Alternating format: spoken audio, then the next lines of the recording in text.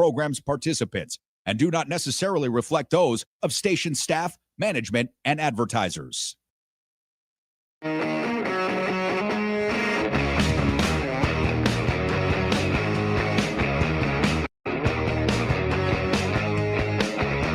What's up, everybody? Happy Thursday, pushing the limits. Thank you so much for joining us. Another busy news day, and I got to be honest with all of you. Mentally, I'm a little spent. Doesn't mean I'm not going to perform today, but I'm a little spent. I just did 2 hours debating Jake Lang. If you guys don't know who Jake Lang is, he is the racist provocateur who has been arrested multiple times, was wearing an ankle bracelet. That episode was on the Sean Kelly show, so it's going to be out there on YouTube, and it'll be out there very, very soon. But I just came from Freedom Fest, and now I'm out here doing my show. So it was a little bit challenging, but I am so happy to introduce a friend of mine who I think is one of the better debaters on the left. And as I've always said, if you can sit down across from Andrew Wilson doing anything with him, let alone debating him, I have a lot of respect for you. She is a very popular liberal influencer, and she is also leading the pack for the Take America Back tour. And we're going to talk about the event that's going to be in Vegas on Friday night. Kyla Turner joining us in studio. Kyla, thank you so much for being here. It's great to see you. How are you? I'm good. Thank you so much for having me and hosting me. I'm finally happy to be in person. Yes, this is awesome. You've done my show multiple times through video, and it's great to see you in person here doing the show with me. Talk a little bit about this Take America Back tour, because we got this event Friday where Destiny's going to be debating. I'm laughing because George Santos, it's going to be a funny debate. So Destiny's debating George Santos. We have a couple other debates going on, and this is a fun event in Las Vegas that we're all a part of. Yeah. So I run a tour called Take Back America. The goal is to kind of make liberalism and the left cool again. And that's a double entendre. So it's both hopefully doing a bit of a facelift for understanding how the left operates and moves, but also educating Democrats on why people are frustrated with them as well. It's kind of it's a double prong. Yeah, and I feel like, listen, there's many reasons why Trump won and Kamala lost, but I do feel like this is one of the reasons where some of the younger podcasters and some of the younger movements, it wasn't really happening, at least as much to the level that it needed to get that young vote for somebody like Kamala to win. And I think organizations like yours, which you've started with Mercedes, I think this helps, and we need more of this. Yeah. Right? So today we're debating George Santos. One of our debaters just dropped out last minute, which was unfortunate. Tomorrow, not today. Tomorrow. This is all tomorrow. Yep. And then we've also got Def Noodles. We've got Destiny, Micah Arfan, and Andrew JD. And they're all great debaters. I'm really excited to kind of have the conversation. And I'm excited because all three topics are going to be about Trump and his administration, and finding Republicans who will actually talk about Trump these days and defend Trump is getting harder, as you probably have found in your debates. It's hard to get a Republican to agree to a topic on Trump, which is a bit telling. Very true. I've said that a lot on my show, Kyla, and that a lot of these MAGA Republicans, whatever you want to call them, they're finding it more and more difficult to defend Trump. When you look at where the economy's at right now, it's pretty indefensible. Unemployment numbers, inflation numbers, right? GDP growth, everything basically from every economic metric, we're worse off right now than we were when Joe Biden left office. And that's irrefutable, right? Like I'm debating, Jake Lang's a bad example of this because he's an idiot, but he's like, everything's cheaper in the grocery stores. No, I'm like, what? Name it. Besides eggs. So I said to him, I'm like, do you know what the inflation numbers were when Joe Biden left office and where they're at now? Of course he didn't know because he's an imbecile. So I look at Sean Kelly, who's running the show. I'm like, can you please fact check him? I knew what it was, 3% when Joe Biden left, and it's around 4.2% now. So Sean reiterates those numbers, and he still doesn't give in. Well, he probably doesn't know what that means. He's so stupid. I'm sure he doesn't know, like, okay, well, now that we're outside of 4%, that's considered unhealthy inflation. Right. Yeah. And it's like, and I also make the argument, Kyla, that it wasn't Joe Biden's choice to take over as president during a global pandemic. It also wasn't his choice for Vladimir Putin to invade Ukraine. Those weren't his choices. He didn't want those things to happen. This was Donald Trump's choice to go to war. We'll get into that in a little bit later, but this was his choice to go to war. And you look at where gas prices are at now, and you look at how this has affected our economy. Housing. And they had this housing bill that was just Republicans and Democrats were the children finally be able to come together and say, okay, this is a good bill. It was so good. It was such a good bill. And Trump is holding, as he does, all the American civilians hostage so that he can get this bill passed that makes more voter ID, even though conservative think tanks know that election fraud with like false IDs and stuff is basically just not a problem with elections. Like that's not the problem with elections at all. So it's so frustrating that this guy who ran on the punditry of draining the swamp is the deepest, foulest swamp we've ever had as far as like corrupt elites. It is ridiculous. By the way, you want to talk about a 180? I was just sitting next to Jake Lang for 2 hours, and then I have a conversation with you. It's like complete opposite, right? Intelligent, well-spoken, gives facts out, and it's it's almost impossible to talk to these people anymore. Yeah. It's like, remember when Brian Shapiro would like laugh at like the libs and be like, facts don't care about your feelings. Now I'm being like, okay, well, the Liberal Party is the only one that apparently operates in reality at this point, which is pretty crazy. With that being said, without giving out too much information, did you see a couple of years ago if somebody said you'd be having dinner with like Tim Pool and his crew? Would you have believed that a couple of years ago? Definitely not a couple. I mean, I'm from Canada originally. I'm like I grew up like ranching and riding and working cattle in like rural Alberta. So definitely not. Yeah. If you told me, I didn't even get into social media until my husband was like, you should do this while you're waiting for grad school to start. And I just like did it as a hobby. So it's turned out well for you. Is it weird for you now where people, because it's weird for me. Is it weird for you now when people recognize you and, you know, oh, I love your work. I love your stuff, because they do that to you because you've been all over the place. I mean, you've been on some of the biggest shows, including Tim Pool. Your whatever debate with Andrew Wilson, which was, we were just talking about it, which was close to 9 hours. Yeah. How has that been like for you, for people to like recognize you now? And it's like nerve-wracking in a really humbling way. I think I just take the responsibility. I think I'm like nervous of the responsibility of what the platform means. Like at all times when people are like, oh my gosh, I love your work, I'm like, oh, I hope they're telling the truth, and thank goodness, because like if I have such a loud voice, I have like a moral imperative to make sure that it's doing good for the world as much as I possibly can. And and I mess up and I'm wrong sometimes, but sure, we all are. It's really humbling. It's really humbling when people recognize me and appreciate me or like thank me for helping them de-radicalize. I did a lot of young men kind of red pill work. That's where I started. So that's been really, really cool and humbling. And I hope that I keep making them proud, essentially. You know what I enjoy the most? I mean, obviously it's great when people call in and they say, Brian, you helped get me through the day at work, and I love your show. And that I'm very humbled by that.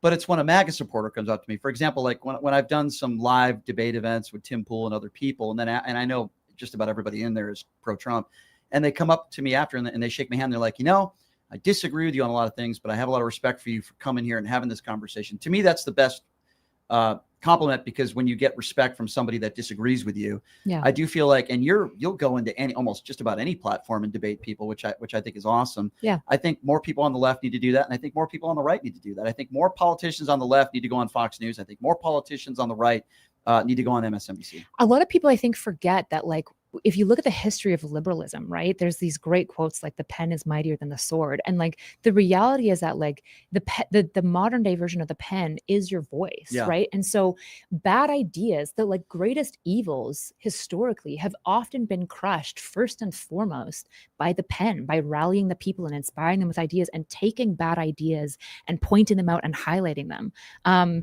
There's this freedom fighting group that was from Rafah, Syria. There's this great documentary about them called The City of Ghosts, and they were hunted by ISIS for years. And all they did was just report on what ISIS was doing to the civilians of Rafah.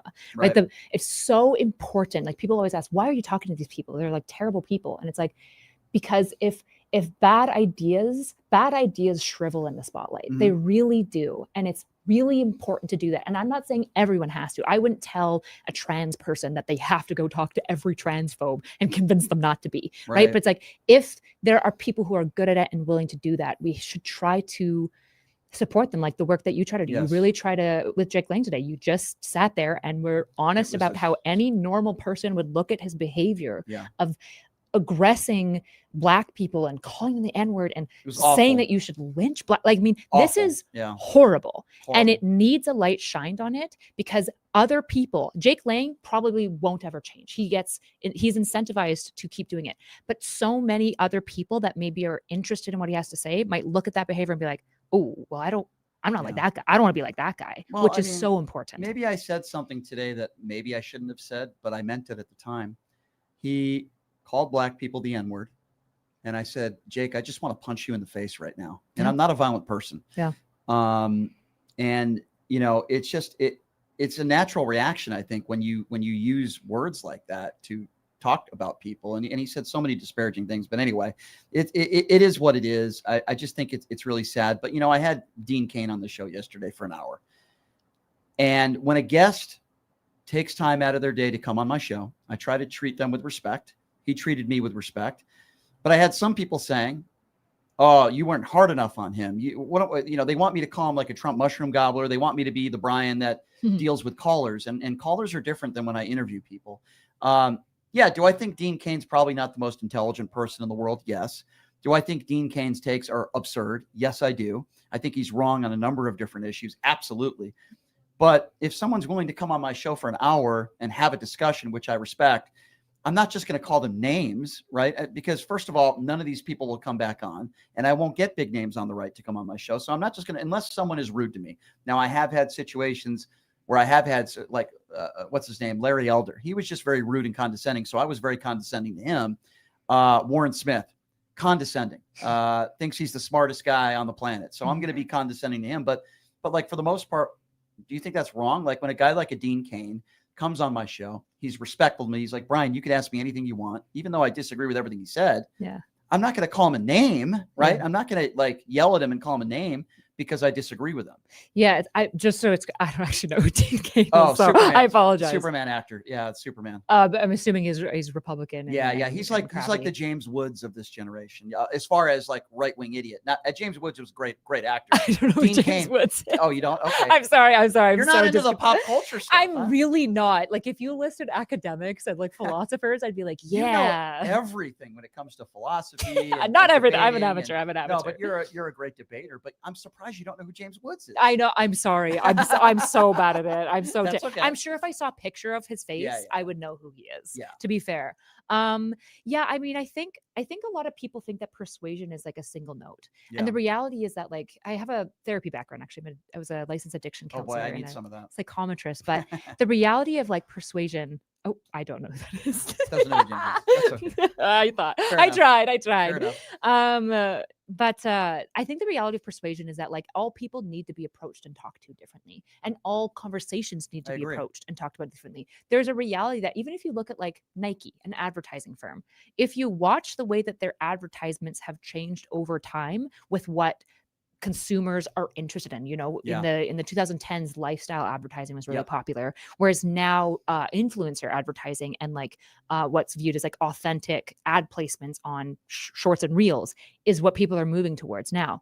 The reality is, like, persuasion has to look different in every single medium, right? I think a lot of people, for example, that are disillusioned understandably with both political parties, that feel like nobody at the high level actually cares about them. I think when they see somebody who's very doggedly on the left, who's very much supporting the Democrat Party, only be mean and nasty to everyone at all times, even if the person that they're talking to isn't nasty, I think all it does is it shows people, oh, liberals are just like rabid, mean bullies, right? And that's not what we want to show. I really do believe in meeting people at their energy, right?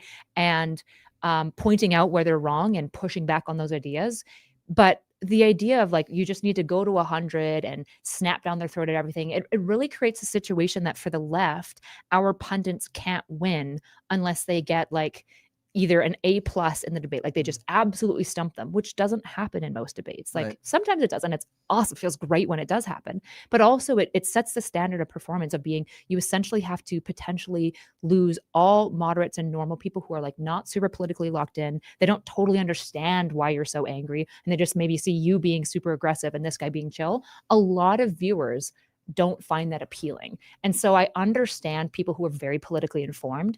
I understand their frustration, right? I understand them wanting to be like, just take their nose and make them smell their own, their doggy doo-doo, right? I want them to sit there and look at, they peed in the house and they need to look at it and smell it, right? And I understand, because I want that too. Of course. But we have to remember, I'm not just talking to that person. I am talking to 8,000 other people who might listen to this. And obviously, as you know, with me, my style is I can get a little bit aggressive sometimes. But, maybe sometimes some people might argue a little bit over the top, but I guess that's what Piers Morgan wants, and that's what some of these other shows want. And definitely, when somebody calls into the show and they're not a guest, there's somebody who calls in and says something very stupid, like, for example, Trump won the 2020 election, and then I say, "Where's your evidence of widespread voter fraud?" and they don't give me an answer, then they're idiots, and I call them that.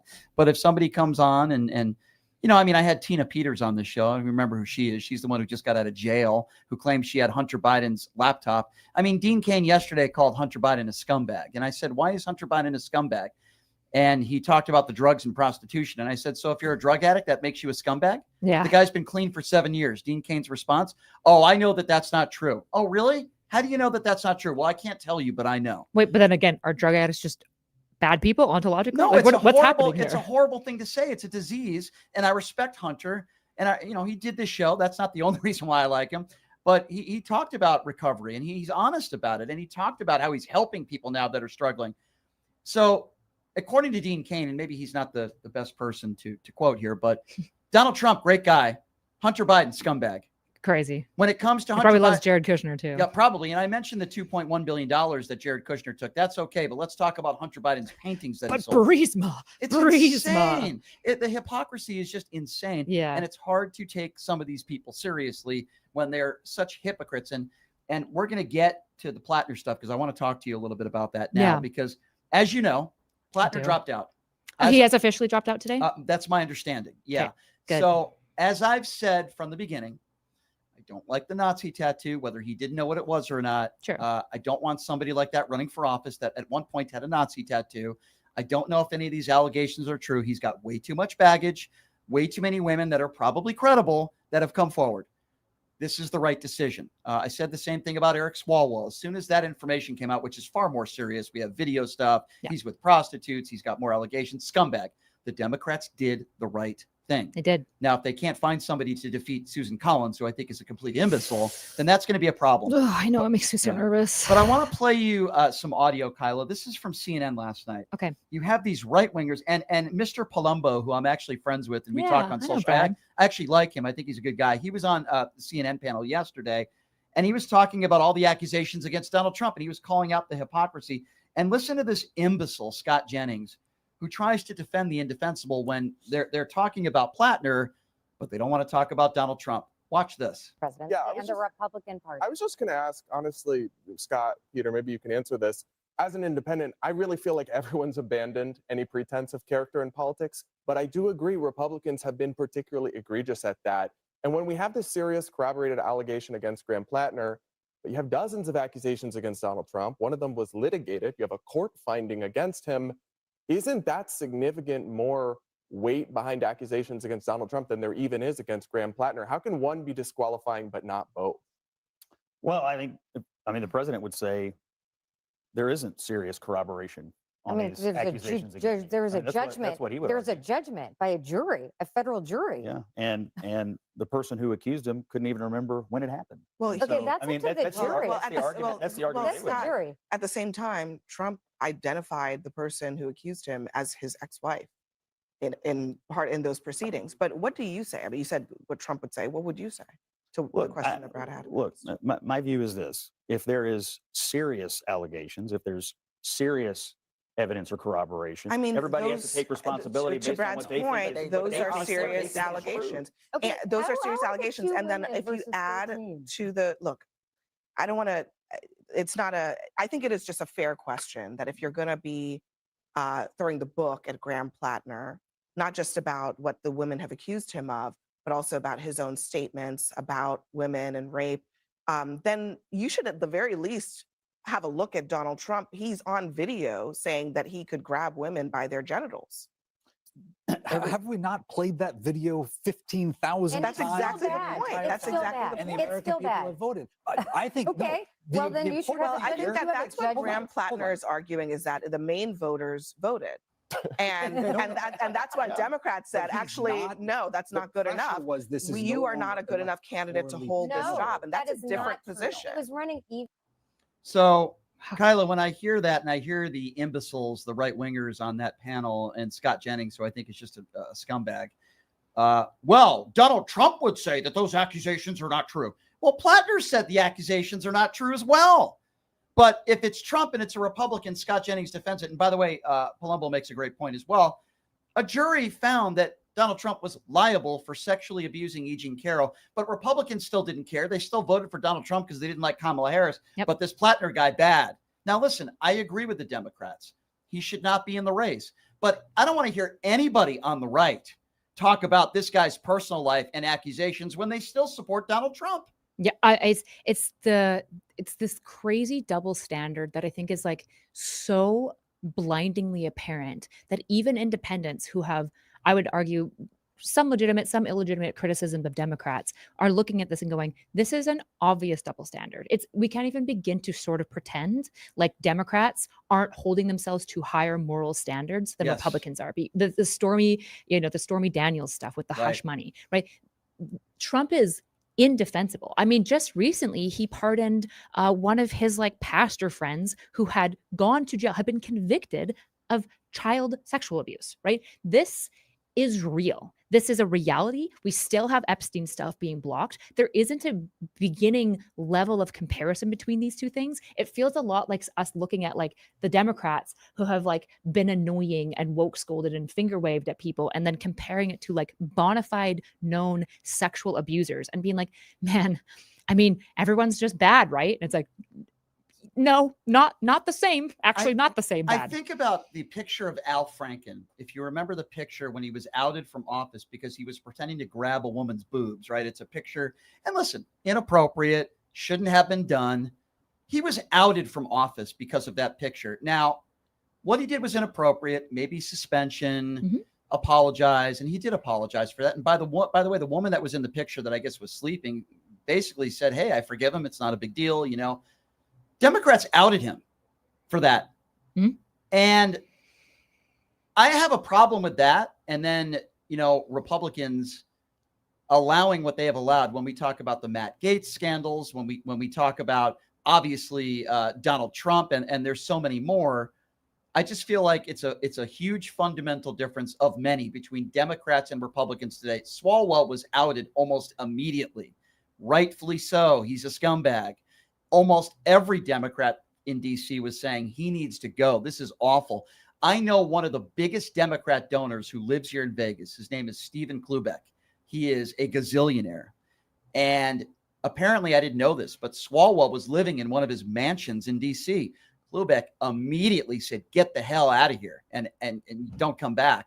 I just feel like Republicans and Democrats are very different when it comes to these sorts of issues. And this is another perfect example. I want to play for you some Donald Trump audio. So I want you to hear what Donald Trump said about Plattner on June 6th, and then what Donald Trump said about Plattner yesterday about these allegations. Watch this. As I go up the Democrats.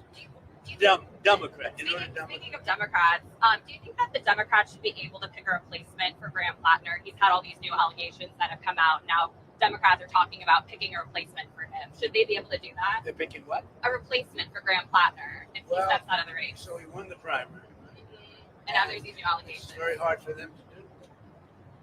And it's really a question of whether or not you believe the woman. A lot of people say big falsehoods. It's he's in a bind. He's in a bind. But should they be able to do it? Well, I guess he's going to lose. I would imagine he's going to lose. It's very interesting when a Republican woman came out with the same charge, nobody believed it. When this woman came out, everybody believed it, right, Doug? Did you get any pictures of it, Doug? You don't want them. They wouldn't sell them. So, any other questions?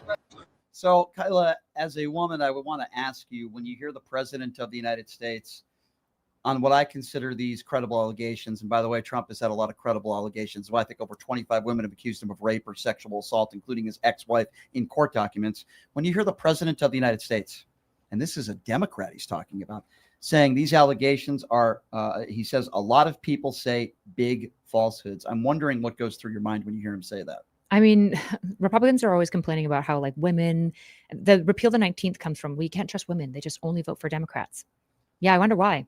Yeah. But the Democrats are kicking out our sexual abusers and holding them to account and saying, hey, you should go through your trial, you should be looked at, but unfortunately, you shouldn't really be running for office when there are serious, credible sexual abuse allegations.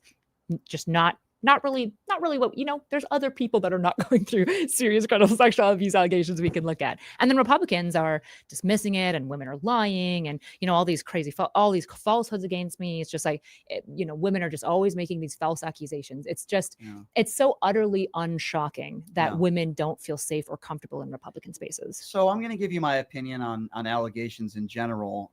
Obviously, there are situations where women or men lie about sexual assault. It does happen, obviously. Yep. I go back to the Duke lacrosse scandal, where you had a prostitute who claimed that she was raped by a bunch of Duke lacrosse players that were white. She's black. Color of skin really didn't have much to do with it, but it turned out that she was lying. I think that's horrible, right? But I tend to believe victims. I believed Jussie Smollett, when that whole scandal came out. I thought that he was a victim. I was wrong. He's a scumbag. He lied. He made it up. He belongs in jail, and it hurts real victims. But I tend to, for the most part, believe victims. Now, the reason why I don't believe Nancy Mace, I think she's mentally disturbed, is because she's accused almost every man in her life of abusing her. She's lost every case in court. She mentions it in every interview. Oh, yeah, guess who Nancy Mace supports? The liable sexual abusing Donald Trump. I don't believe Nancy Mace. There are exceptions to the rule, but for the most part, I tend to believe E. Jean Carroll, and I tend to believe Plattner's alleged victims as well. That's kind of like, unless you give me a reason not to believe you, I'm going to believe you. That's kind of like, does that make sense? That's kind of my take. I'm a big trust and verify person, right? And so I think one of the bad things about social media is that there's a lot of people who can kind of just say whatever they want with very little repercussions, right? And I think that has created weird incentives. I think Gen Z specifically is really struggling with this social media element that's now been included into dating. But in general, one of the things that's really important here is looking at the difference, for example, of certain allegations that are not credible just upon kind of hearing it. As we talked about with like Nancy Mace, there's an issue on internet with like Katie Buggs, for example. And then people who have long-standing credible evidence, multiple witnesses telling that they have said the same story consistently for the next like 4 to 5 years, right? Especially in situations where a court, like, people don't understand, if a court finds you liable or guilty of any of these sort of things, the burden of proof on the victim is so high, because it is ultimately oftentimes a he said, she said situation, which is why so many situations of sexual abuse do not get the proper justice that they genuinely deserve. And that is Look at the Epstein huge, files. it's a huge glaring issue. And there's both sexism, unironic sexism at play, but then there's also these major judicial limits with the he said, she said stuff, which money really comes to play on that. But when a jury finds somebody liable and you're still supporting it, I'm sorry, the burden of evidence is so high at that point. Like, I'm sorry, when somebody is convicted, I'm like, yeah. They say the opposite. Yeah, it happens. It happened, guys. They say the opposite about being found liable. And I disagree. A jury needed to come to that conclusion. By the way, the judge characterized it as rape. He characterized it as rape. The jury had an opportunity. And I'm so sick of these people out there that they call E. Jean Carroll a liar. It is interesting because Donald Trump's ex-wife was in a deposition under oath and claimed that Donald Trump raped her. And then if you talk to Megha, they'll say, well, she retracted. Well, why did she retract? I wonder why. He it's not like paid her abused off. women. He paid her off. It's so obvious. There are 25 other women that I would consider credible. This is way before he decided to run for office. It'd be one thing if everybody came out after he decided to run for office. Okay, that would be a little suspicious, right? Not saying it couldn't happen, but a little suspicious. Most of these women came forward way before he ever ran for office. And he's named 40,000 times in the Epstein files. Millions of files we still haven't seen. Credible allegations from a 12-year-old girl who the FBI thought it was credible enough that they interviewed her. A limousine driver who claimed that he overheard Trump talking about it. Yeah. And we're just supposed to believe that all these women are lying. The Epstein files, ladies and gentlemen, nothing to see here. You have a bunch of rich white men. It's funny how everybody on the far right seems to want to claim that black people are committing all the crimes in this country. Why is it always the rich white guys in the Epstein files? Don't see any black people that are named in the Epstein files. It's always those rich white guys. It just drives me nuts. And then, whether it be Andrew Wilson or others, and I really don't want to bring his name up too much here, but when I debated him, he called all the women who who have accused Donald Trump of sexual improprieties. All the women, he called them lying, effing B-word. He called them all that. But if you call his wife a name, oh, you went way over the line. Yeah. It's very hard to have reasonable conversations today with really anybody on the other side, let alone people like that. Yeah, it's pretty shocking the like utter and absolute disregard that I think so many people still have for women, and like the reality of the constant sexual pressure that they're under, the constant eyes that they're under. I mean, most women, I talk to women all the time, even in the political space, and there's this constant question of going, am I successful, or do people just want to sleep with me? Right? Like that's just a lived reality of so many women. And the reality is that I like, wish I could have that same attitude. No. Right. And so this issue of like, do powerful men, especially powerful men 30 years ago, right? Like already people don't take women's sexual abuse claims very seriously, especially once you're in judicial spaces, right? Think about 30 years ago. 30 years ago, it was just like chill for old men to talk about how hot 16-year-olds were. Like people like wouldn't even like look weird at it. They'd be like, oh yeah, that 16-year-old is hot. And like things have improved. And I'm glad that people are like, that's weird. Please don't do that. You're a 40-year-old man, right? Yeah. You're actually a predator when you do that. But it's just so mind-boggling that so many people will like be like, yeah, you know, especially on the Republican side, they're so anti-sex. They're so against lust. They're these Christian, there's Christian good boys and good girls. And yet all these Christian good boys and good girls, apparently just nobody's getting raped. Just we're all making it up, even though like it's the oldest crime. It's like one of the most established things. It's just, everyone wonders why women's genes are more common than men's genes, right? That's a common talking point. Well, most men, their genes aren't passed through. Yeah. Because women are raped like all the time through all of history. Yeah, there's a reason. Because because they're the only ones that look can at have the children. clergy. Look at all the young boys that have been raped in the church. They certainly the cover up. They didn't want to talk about that. And I do find most of the people that are anti-porn are claim they are anti-porn, or some of the people that watch more porn than anybody else. I look at some weirdo like Mike Johnson, who has some app where he monitors the porn that his son watches. How bizarre is that? Why are all these people so anti-OnlyFans? I don't understand that either. I've always come from the approach of, if somebody wants to sell their body and it's legal and they want, then let them do it. And if people want to buy it, it is legal. Let them make a living. Let them do it. As long as nobody's forcing anybody to do anything, as long as they're of legal age. 45 minutes from Las Vegas. I don't even know if you knew this. Not that I frequent the establishment, but 45 minutes from Las Vegas, prostitution's legal, right? But guess what? They are checked for diseases. There's security there. Most importantly, they're safe. Yeah, and it's right, exactly. And you know, I don't know. I don't understand these people that are so anti-porn and OnlyFans, but yet they voted for Donald Trump. It's like it's the hypocrisy is weird. On the YouTube super chat, Lori said there are allegations that Ohio Representative Max Miller beat his wife, and they're not doing anything about it. Brian, you're a great actor when you return the MAGA hat. Oh, thank you. That was funny. So that's actually on a side note. Thank you, Lori, for your support. I did return the MAGA hat that Tim Pool forced me to wear at the World Series of Poker. And I said the reason why I was returning it is because everybody was calling me a racist, and they bought it. So I conned Donald Trump in his own hotel. So I was very proud of that. Nice. That was very interesting. So another topic that I wanted to talk to you about, if you're just joining us, Kyla Turner, very popular liberal influencer. We got a big event, Take America Back, doing some debates tomorrow. I'm going to be emceeing it, which I'm very excited to actually be able to enjoy other people debating. I don't have to debate myself because I've been doing a lot of that lately, and I'm tired, quite frankly.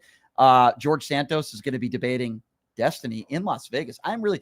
I can promise you that's going to be an entertaining debate. I can promise you that. People can say what they want about George Santos. He is entertaining. He is funny. So that's going to be really good. Micah Irfan is Adam Mockler's debate coach. He's going to be debating tomorrow as well. And a guy who did this show, who I actually like. I enjoyed having him on. Def Noodles, Dennis, is going to be debating Andrew as well there, not Andrew Wilson.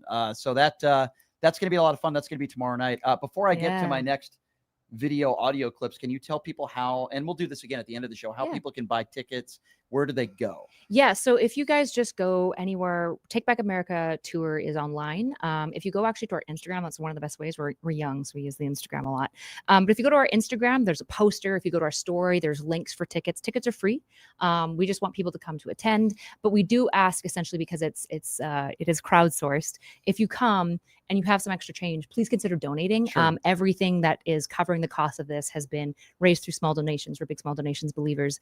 We believe that when the people unite, things happen. And so Cool. if people want to come out, it's at the Space on the 10th. It starts at 6:30. Like I said, the topics are great. The first topic is Russiagate actually happened and it's not a hoax. Okay, so that's a good one. We're going back to 2016. The second one is basically Trump is destroying the economy of America. And the third one is essentially this idea of the emperor has no clothes. It's essentially Republicans have no regard for the rule of law and they are disregarding it for PowerPoints with Trump. And so I'm really excited to kind of talk about the corruption of the Trump regime.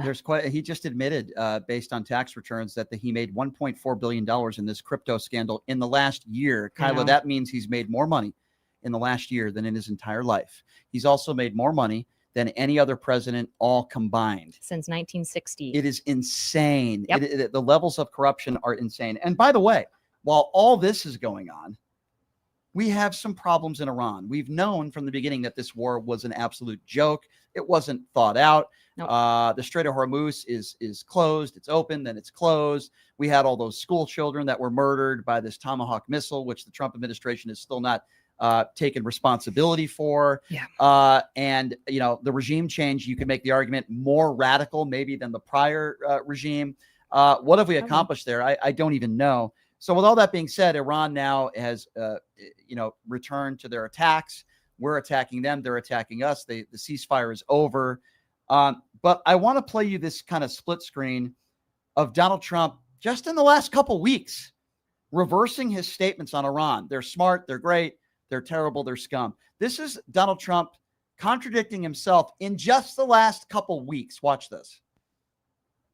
And we're dealing with people that I think are very rational people. And they were nice to deal with. They're very dangerous people from Iran. They're sick. There's something wrong with them. And of course, they're dirty players, so they go after everyone. I don't like them, and they're evil people.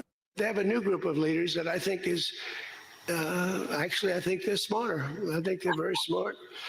I think they're far less radicalized. I don't think they know what the hell they're doing, but they're bad people, very bad people. I think they're incompetent, and they're a bunch of scum. You want to know the truth? They're scum. I think they're really good. They love their country. These are evil, sick people, and we have to rid their cancer. Their cancer. And you know what you do? You got to cut out cancer early. They're liars. They're cheats. They're sick people. They've hurt their people. So, Kyla, they're smart, they're rational, they're sick, they're scum.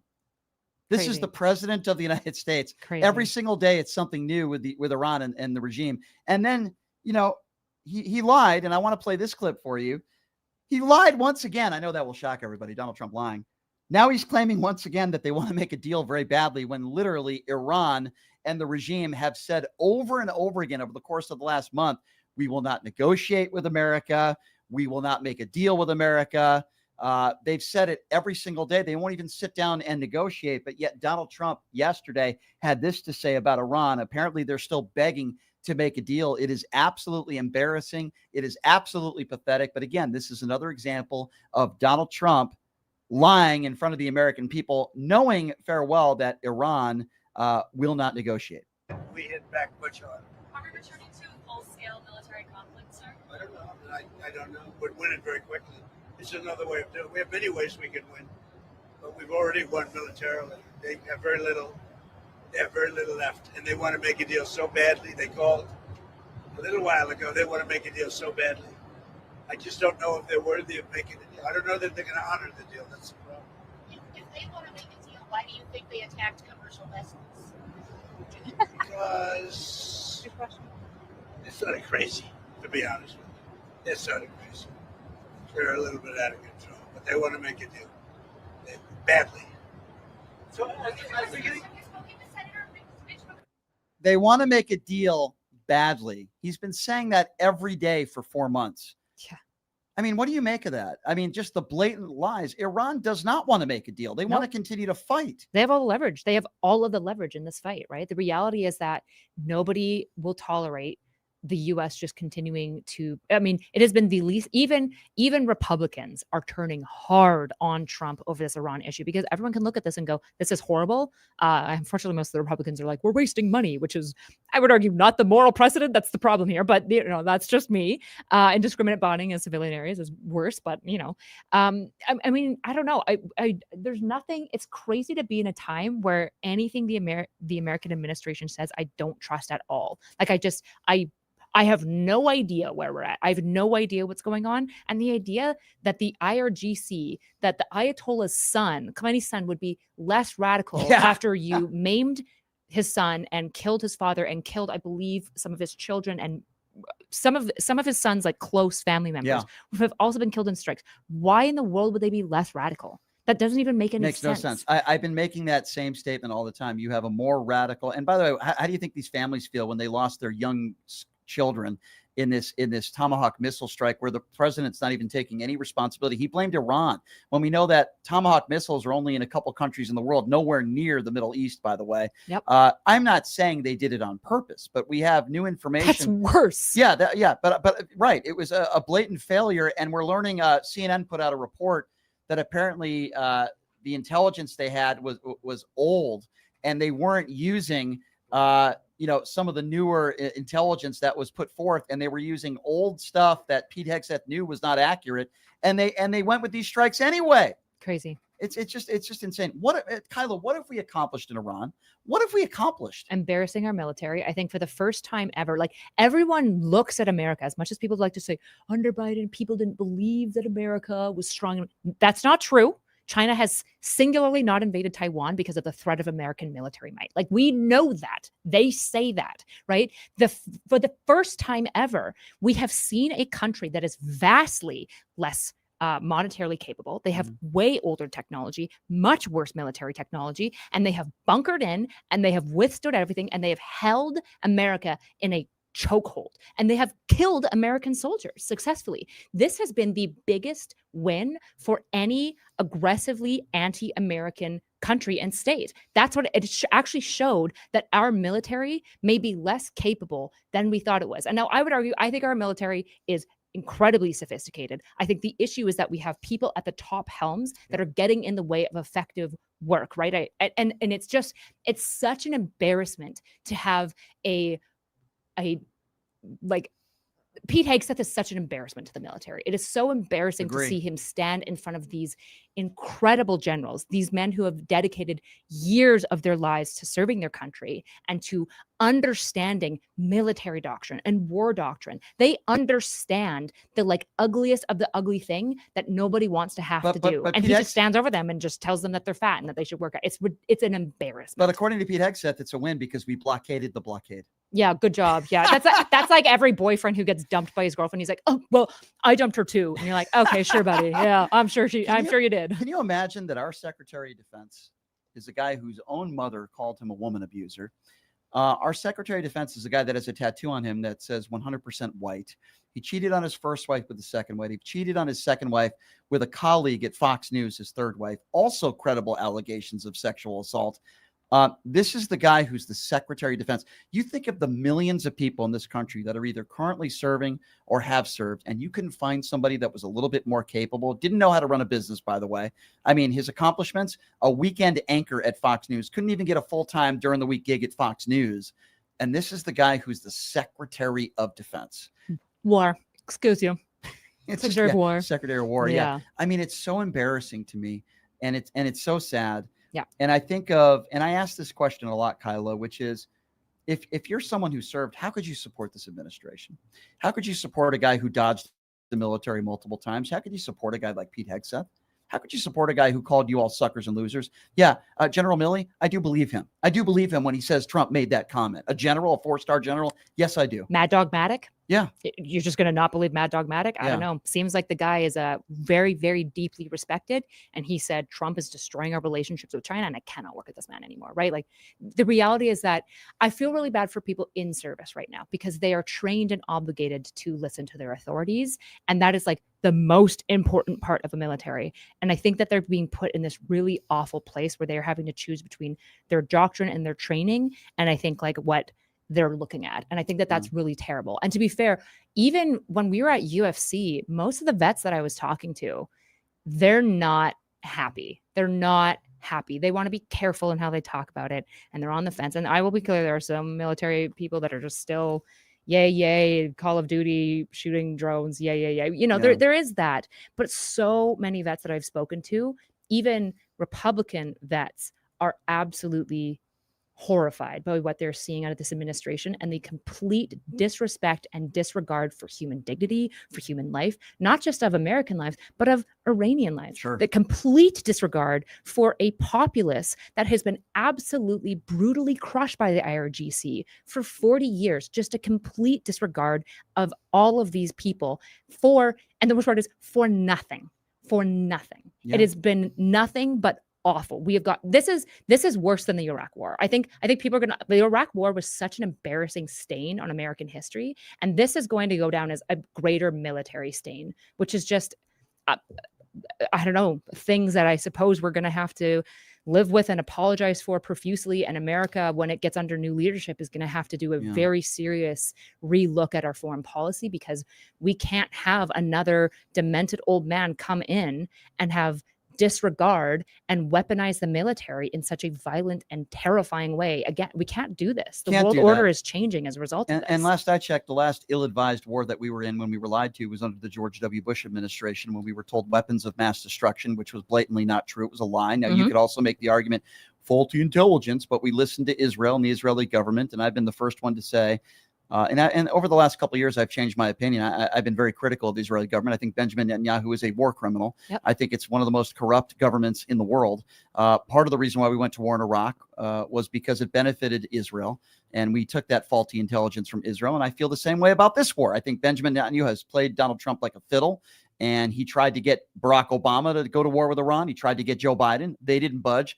Donald Trump did. So all of a sudden, Republicans can just print money and spend $2 billion a day for this war in Iran. The freedom fuel. Yeah, it's nothing, right? But let's take Medicare away from the most vulnerable people in this country. Let's give the biggest tax breaks to the top 1%. And let's take away healthcare. Let's take away food stamps, wasteful spending, Doge. Funny, where are all those Doge people with this war? $2 billion a day, hundreds of billions of dollars on this war. I don't hear any of those conservatives talking about that now. Where did they all go? Where are they?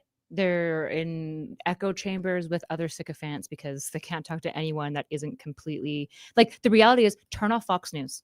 If your mom and dad are watching Fox News, just ask them to turn it off for like 2 days. Just ask them to turn it off, and they will immediately start to unprogram, and they'll be like, hold on.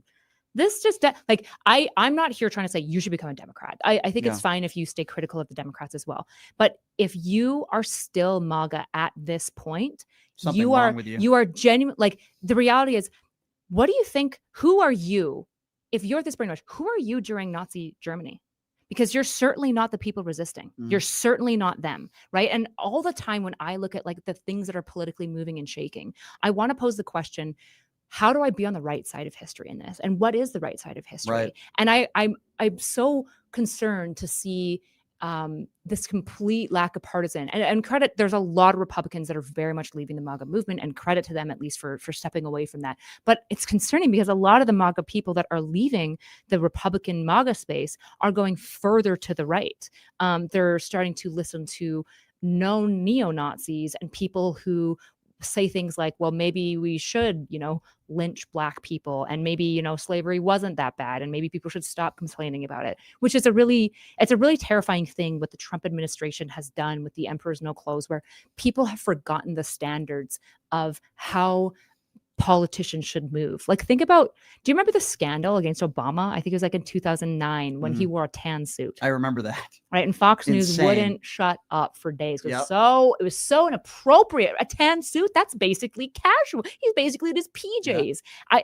I remember that. It's so wild how quickly the standards have utterly eroded in the face of frankly, economic crisis that has led people to just be exhausted and tired of caring. And the issue is, if you don't care today, it still will impact you tomorrow. Yeah, no, it's extremely well said, and I agree. Again, the hypocrisy and the fact that we can talk about Trump getting us $8.2 trillion in debt his first go around. I'm not saying Democrats are perfect, but if you look at the history of this country, the fact of the matter is that Republicans do a worse job at balancing the budget than Democrats do. Just look at our history of that. And I'm trying to remember of the woman who, and I'm forgetting her name, who ran for president as a Republican. Oh, why am I forgetting her name? Who made that point on a debate stage? Why am I forgetting her name? I don't know why.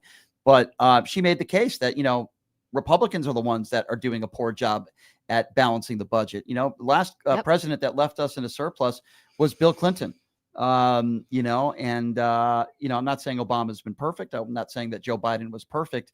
But there's no question about it that Trump is continuing to topple and the debt that we are in. Well, it's crazy because if you actually look at so Phil is Nikki Haley, by the way, was the person. I was like, I feel like it's Nikki Haley. Yep. If you look at a political philosophy level, the president typically has very little to do with economics. Actually, the state of the economy is dominantly up to the Fed chair, right? The Federal Reserve. Yep. There's very few things the president can do to affect the economy, but a few things they can do is tariffs and wars.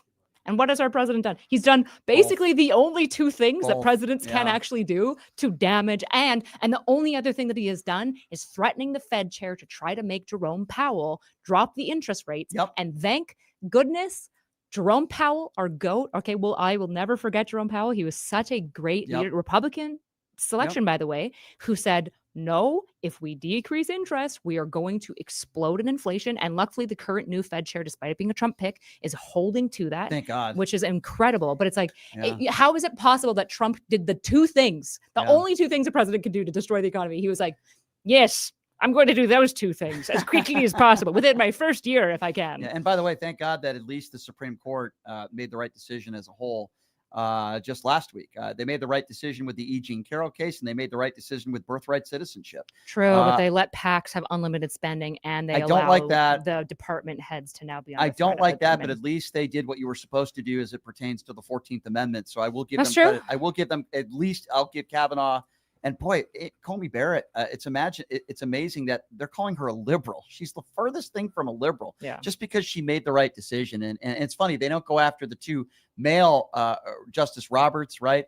Or Kavanaugh, they go after the woman, right? They're not talking about the men. They go after the woman. Don't like women. Like the reality is like, if you're like, every time I get frustrated with like kind of liberal left sexism, and I'm like, oh, like they don't get it. Like men are still like, they're still struggling. And then I like spend time with conservatives for like 2 days. And I'm like, oh yeah, this is so much. Like there is a problem with liberals. I know I can go at length about it, but it is nothing like being not really a person, which is what happens in the Republican space towards women. Like you are a token, and your only utility is what you serve the political agenda as a woman. And that's it. Couldn't agree with you more there. I do want to talk about Mitch McConnell with you briefly, but I also want to open up the phone lines. The number to call, by the way, if you want to be a part of the conversation, we're going to get into the Mitch McConnell conversation here in a second. Number to call, 702-221-SAVE, 702-221-7283, as we put the number there on the bottom of the screen, 702-221-7283. Mr. Numchuck will be screening the phone calls. Before I get to those calls, I know we have some people already that are on hold. And Kyla Turner joining us in studio, very popular liberal influencer. We got a great event that I'm looking forward to being a part of, the Take America Back tour, where Destiny in Las Vegas is going to be debating George Santos. That's going to be fun. Looking forward to that. And there's going to be several other debates that are going to be prior. It's going to be 6:30 p.m. at the Space, which is, by the way, a great venue that I've been at plenty of times. Lived in Vegas for such a long time. I feel like I've been everywhere. Yeah. So it's a really great venue, and it's going to be a lot of fun. And it's tomorrow night at 6:30, and it's free. Yeah, take back America. Yes, take back America. TBA. Take America back, I said. Yeah. Just so that people know what to search. Yeah. Take back America. I should probably say the name right. That would probably be really, and really if you're important. a millennial who loved punk and like rock and grunge core, okay, we are honoring all of our branding. All of it is about pulling back cool 90s grunge core. We're really into this like, man, I'm so tired, but I've got to dig deep and fight for my country because who else is going to? Okay, so if that appeals to you, check us out. I love that. that. And there's so many great people. And there's going to be people on the right there, too, that are going to be at the event. Ian, who's a friend of mine from the Tim Pool show, he did my show the other day. That was kind of funny. Ian's going to be there as well. And there's going to be some people on the right that are going to be there, some familiar faces of this show. George Santos has done this show several times. And of course, Destiny's done this show like 20 times. So they're all going to be there, and it's going to be a lot of fun. Awesome. Before I take to the phone calls, we only have one phone line that's open right now, 702-221-7283. So it's interesting because there were rumors last week, Kyla, that Mitch McConnell was on his deathbed, right? Yeah. And you had Scott Jennings and like a dozen other MAGA Republicans that all said the same thing, which was, I just had a 20-minute conversation with Mitch McConnell. We talked about Iran. We talked about everything. Everybody had a 20-minute conversation with Mitch McConnell. They're so stupid they couldn't even get their lives right. 20 minutes. It was all about 20 minutes. Like they could have lied better, and they could have said, "Oh, I just wanted to make sure he was okay and he sounded fine." But no, you had all these idiots on social media. I just had a 20-minute conversation. So obviously they're all lying, right? So now the rumors, it's one of two things at this point. And I think if it wasn't true, the family would be coming out and Mitch McConnell would be coming out and doing interviews. It's one of two things. And by the way, it doesn't bring me any joy. As much as I don't like Mitch McConnell, and I've always called him the useless turtle, I've never wished him any ill will, even though I felt like he's never had a backbone. Look, he's old, you know. He's an old guy. He's had health issues. It's either he's brain dead or he's dead. It's one or the other, right? Yeah. It's one or the other. And the fact that these idiots on the right are saying they just had a 20-minute conversation with Mitch, it's so stupid. They're all liars. And it's just like, it's pathetic. Yeah. It's so, okay. You want me to believe that, first of all, Mitch McConnell, you know, like that one friend that you always had, that one old dog that, you know, that's like 22 years old and that's like shaking and stepping around and blind and deaf. That's been Mitch McConnell for like the last several years, right? Like, man keeps falling down. He keeps getting stun locked and brain damage. You want me to believe that he had a cardiac arrest. The likelihood of that man who is that old and that unhealthy surviving a cardiac arrest is almost none. You want me to believe that he's alive and well, but that his wife is in China? That's crazy. I feel like a wife of long time would be at his bedside. I certainly would be. Course. And this isn't a dig on like, you're a bad wife. I'm saying she's not a bad wife. She's running away so she doesn't have to deal with this. He's probably, this speculation is he's being kept alive until August 4th so that no special election has to be run. And he's going to be basically sitting there on life support, rotting on the bed. Yeah, it's so sickening and disgusting. But again, before we get to the calls, another fundamental difference between the left and the right. I remember when Mitch McConnell had those freeze ups. Do you remember when he was freezing? Yep. The first person who called him when Joe Biden was president was Joe Biden.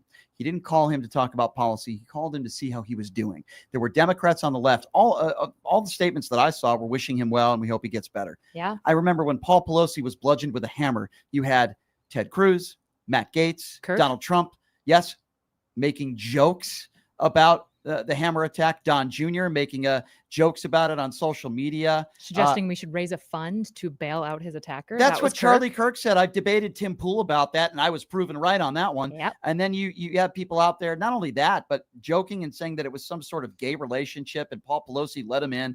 Well, the guy's spending 30 years in jail for attempted murder. You never heard any apologies. You never heard any retractions. It's another one of my big criticisms on the right. They'll lie on social media. They'll spread conspiracy theories. Then when it's proved that they were lying or it's untrue, they never retract. And I don't understand all these, fact checks on the bottom. I forgot what you call it, but the community notes. Yeah, the community notes. You could get community noted 100 times in a month and you're not going to get suspended. What's the point of a community note? Yeah. It's a joke. Yeah. But yeah, that's a big fundamental difference. Listen, I wish Mitch McConnell the best. It sounds like he's either no longer with us or he's brain dead. It's one or the other. Nobody's had 20-minute conversations with him. You're all a bunch of liars. Yeah, brain dead basically means brain dead is technically medically dead. It's just he's not going to be declared dead until and that's exactly what's going on here. And by the way, if it wasn't true, he'd be doing an interview or his family would be doing an interview and say, well, he's a little sick, but he's fine. They're not doing that because they know what's going on is not what the Republicans are spewing. All right, let's get to the phone calls. Phone lines are full. 702-221-7283. You're listening to 107.1 FM, 1400 AM, KSHP. Let's start off with Jason, who's calling out of Idaho. Hi, Jason. You're on with Kyla. What's going on? Hi, Jason. Nothing much. I just wanted to say hi, and I liked your show. Oh, well, thank you. That's very nice of you. I appreciate that. I'm an independent voter, and I would never vote for the orange guy. Nice. Well, you're a smart man, of course. Yeah, I would never. That guy is got all with it. No. Well, he's not, but you still hear people on the right saying Joe Biden in the bunker when this idiot, what did he say about Japan the other day? I played the audio clip. No. Yeah, I mean, that press conference, I mean, this guy is so out of it. He called Zelensky Putin multiple times in that press conference. I mean, Newsom the president. Yeah, he's a nut. He said that that Jeb Bush got us in the war in Iraq. He said once that he beat Obama in the elections. He said you need to ID to buy bread. I mean, this guy said so many crazy things. But God forbid if Joe Biden stutters a little bit because he has a stuttering problem, that guy's in the bunker. I mean, it's insane, man. It's insane. Yeah, I agree with you fully. I have some of my family members, like my dad, has voted for him and for Trump, and he doesn't like it that I just disagree with him. Here's what I want you to do. Here's what I want Yeah. you to do. I need you to do me a favor, okay? Next time you speak to your dad, say Brian Shapiro said you're a Trump mushroom gobbler. Can you do that for me? Yeah, I can do that. All right, and then call me. We already had Go ahead. already had the disagreement over it, and I just had to be. I mean, he quit communicating with me for a while. Oh, geez, I'm sorry to hear that. Contact me either. It happens. It's I get calls every day from people or families are split up because of this, and it's. I'm really sorry to hear that. It's really sad, but it sounds like you take after your mom. I'll leave it at that. Yeah. Well, thank you for the call, my friend. Stay safe out there in Idaho, and your father sounds like a Trump mushroom gobbler. It brings me no solace. It's a little funny to say that. Stephen is calling out of Georgia, 702-221-7283. Hey, Stephen, what's up? Hey, man. First of all, I just had to say, I love what you're doing, Brian. I love it. Thank you, Stephen. I appreciate you. Thank you for saying that. Now, I did vote for Trump. I did vote for him. Okay, that's all right. And I'm not going to attack you, at least not right away. Okay, cool. But I'm going to tell you why I voted for him. Okay. And it had nothing to do with Kamala Harris. I just thought that this time Trump would be a different person. Okay? I thought that this time Trump would stand up on his so-called policies. I thought that he would be like which policy did you think you said, okay, I think he's going to stand up on that one. Which one? Okay. This is what that got me. It was the health care. Even though he kept saying, we have a plan, we have a plan, we have a plan. Right, I was Concepts thinking. of a plan. Concepts, yeah. Kylo says it was concepts. Yeah, that's true. Right. So all it was a concept, Now he's president, and we have no health care plan. That's true. Okay, so that pissed me off. Can I ask you, Stephen? Right? Can I challenge you on that for a moment? So you're correct. Yeah. You're correct. And by the way, I think it's brave of you. Let me just say this: to call into this show and say you made a mistake and you regret it and admit that you over Trump. I give you credit for that. Let me just start by saying that because most people won't even do that. But he did say when he was president, the plan was coming in 2 weeks. The plan was coming in a month. Do you remember the 60-minute interview? I don't know if you remember this, Kyler, where Trump's doing an interview. And Kayleigh McEnany, that idiot, comes in there with this big binder. Here's my healthcare plan. It wasn't a healthcare plan. It was nonsense. And he kept pages. So my question to you is, after 4 years, when he doesn't have a replacement plan, what made you think he was going to do it this time? I guess that's my question. Well, again, listening to first of all, my family has always voted Republican. Okay, always. Okay. I can go back to my great grandmother. She voted Republican, basically. Right. So, I think basically for me, it was like the fall in line thing. You know what I mean? Yeah. And it's not for me. I was never really political. I really didn't care about any of it. I understand. But as I started getting older, I started realizing that someone has to be in office to look out for us. All right. So I get the healthcare. You're disappointed about the healthcare. Okay, fine. Let me ask you this. If the elections were held tomorrow and it was still Kamala Harris versus Donald Trump, who do you vote for? I would vote for Kamala. Okay, well, I respect that. I respect that. I think one of the most important things is the journey that you're on, Stephen. And I think when I remember when we lost the election to the popular vote, I had expected us to lose the election. I didn't expect us to lose the popular vote. It was a moment of political reckoning where I go, my internal thinking systems were pretty far off. And so now I just need to do the honest work of going, why was I off? Which is uncomfortable and thankless, and almost no one will be nice to you. But I think it's really cool that you're calling in and kind of doing that journey. And I really respect it. And I wish you the best in figuring this out. The important thing now, Stephen, is that you get out there and you vote in the midterms. That's really important. Of course. It's really important, Stephen. Because this dude don't want us black people to vote. That's true. He really doesn't. And I didn't. None of that actually dawned on me until he actually got into office. Yeah. He got into office the first day, and he started firing every black person in government. Also true. So did you know, Stephen?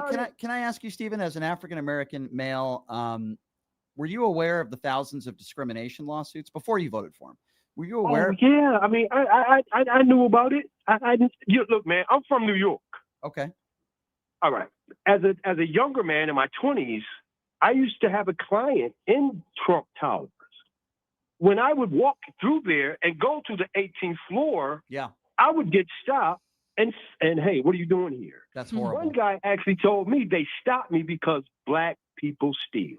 That's crazy. Yeah. Oh my God. But that's part of the reason why I didn't vote for Trump, though, because I knew that stuff, right? Now, listen, I didn't vote for Hillary or Trump in 2016, and I made a mistake. But when I heard of these stories and discrimination lawsuits and all this other stuff, I'm like, I can't vote for this guy. I can't do it. So what would be your message now, Stephen? You're somebody who voted for Trump.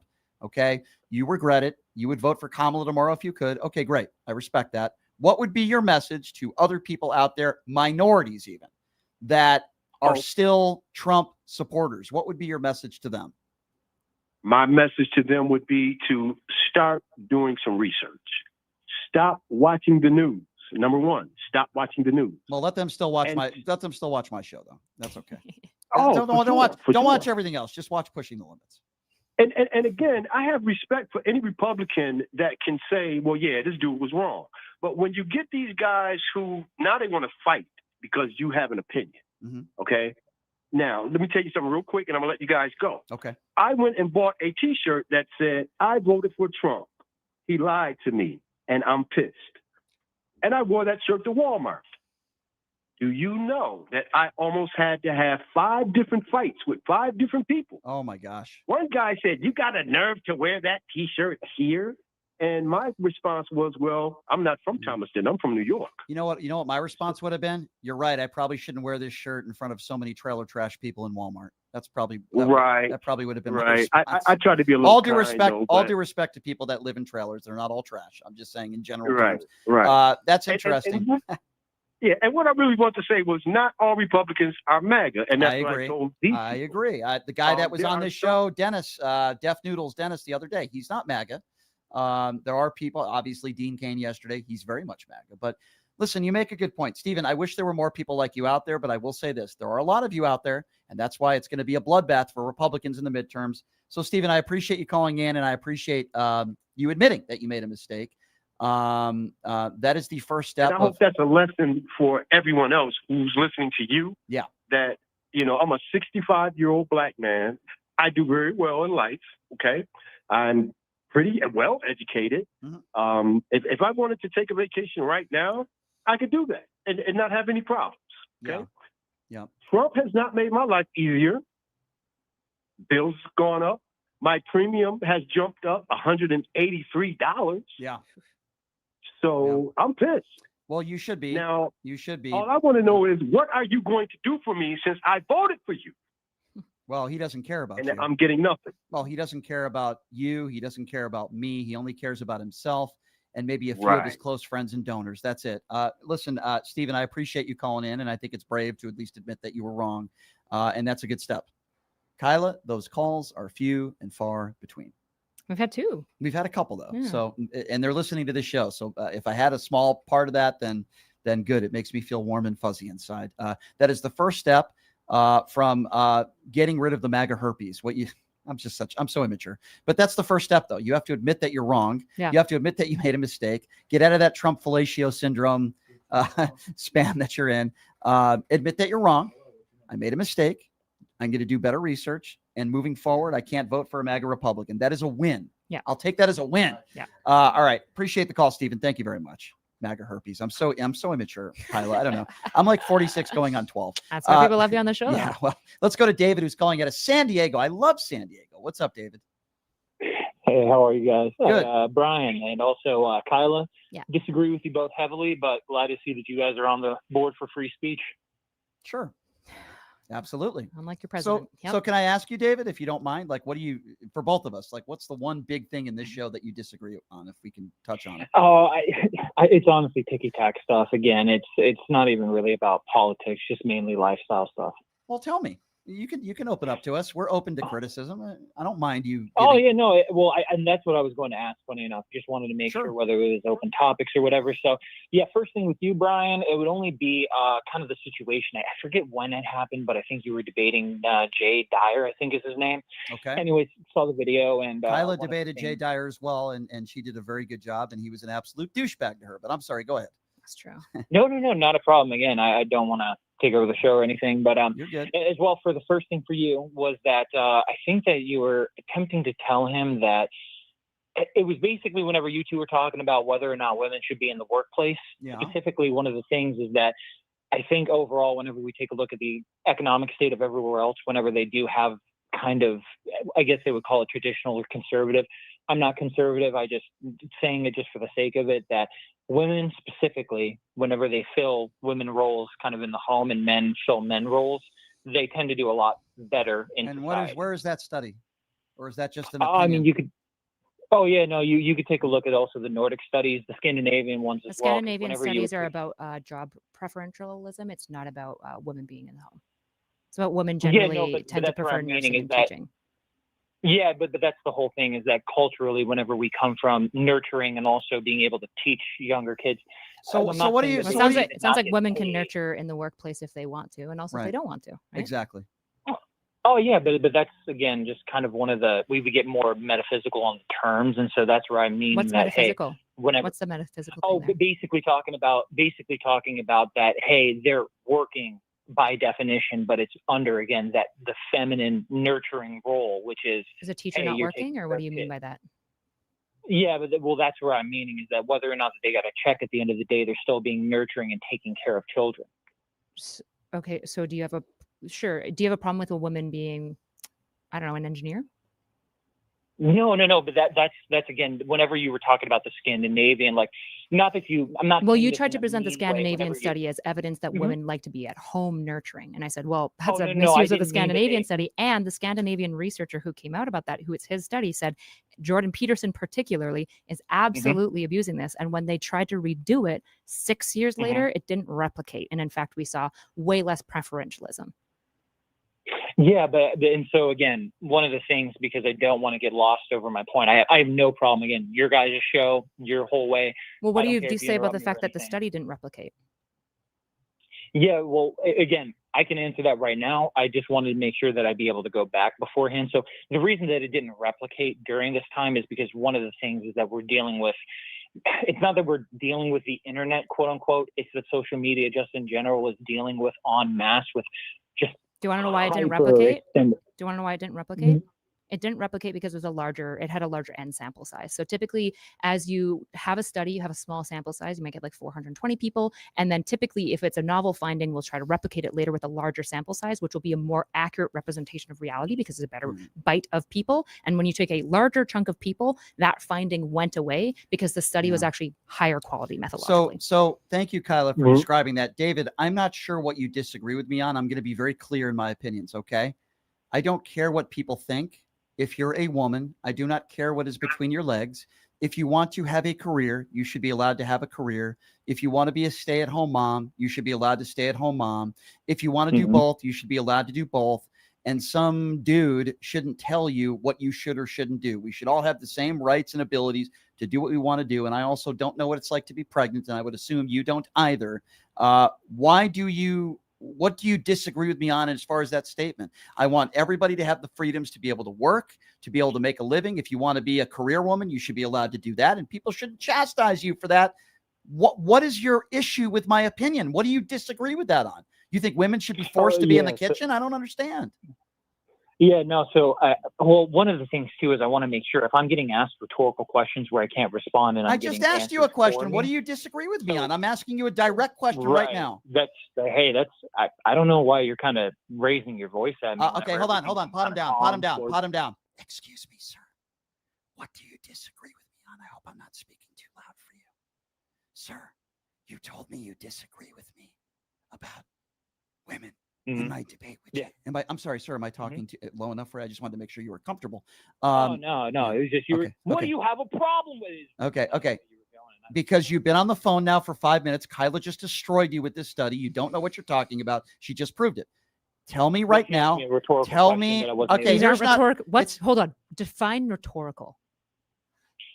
Yeah, basically, you asked me a question, inevitably knowing at the end of it where you were going to interrupt me whenever you said, "What do you think the study is?" That's not a rhetorical. I'll ask you again. What's a rhetorical? What does rhetorical mean? You're asking me for the literal definition of rhetorical? Yeah. What is it? You said I asked you a rhetorical question, so I want you to outline what was rhetorical there. I asked you a direct question. Hyperbolically, basically, that you were asking me. What was hyperbolic? With the intent for me not to answer. So hyperbolic means rhetorical. Me saying that you were asking me a rhetorical question. So rhetorical means hyperbolic. If you want to get drug up in semantic games, I mean, that's totally fine. It's your words. Again, like I said before, I was trying to go. Sir, I don't know. I mean, my opinion is, I'm not. Sir, I think you should be in the kitchen. I really do. I don't think you should be out there in the workforce. That's my personal opinion. Because you've been on the phone now for almost 10 minutes and you still haven't told me what you disagree with me on. Are you going to answer my question? I attempted to, but then do it. Then do it. Stop playing the victim. Do it. What do you disagree with me on?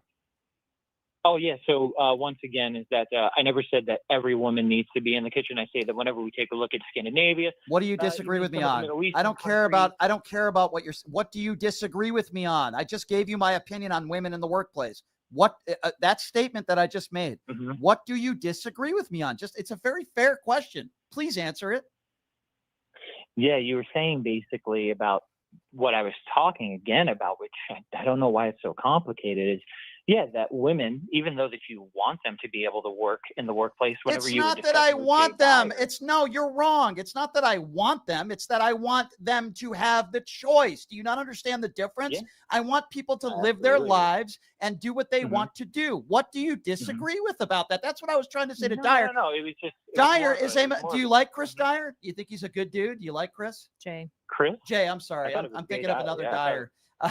Do you like Jay? Yeah, no. Do I like him? Yeah, is he a good guy? He doesn't think that women should vote. He doesn't think that women should be politicians. He's a misogynist pig.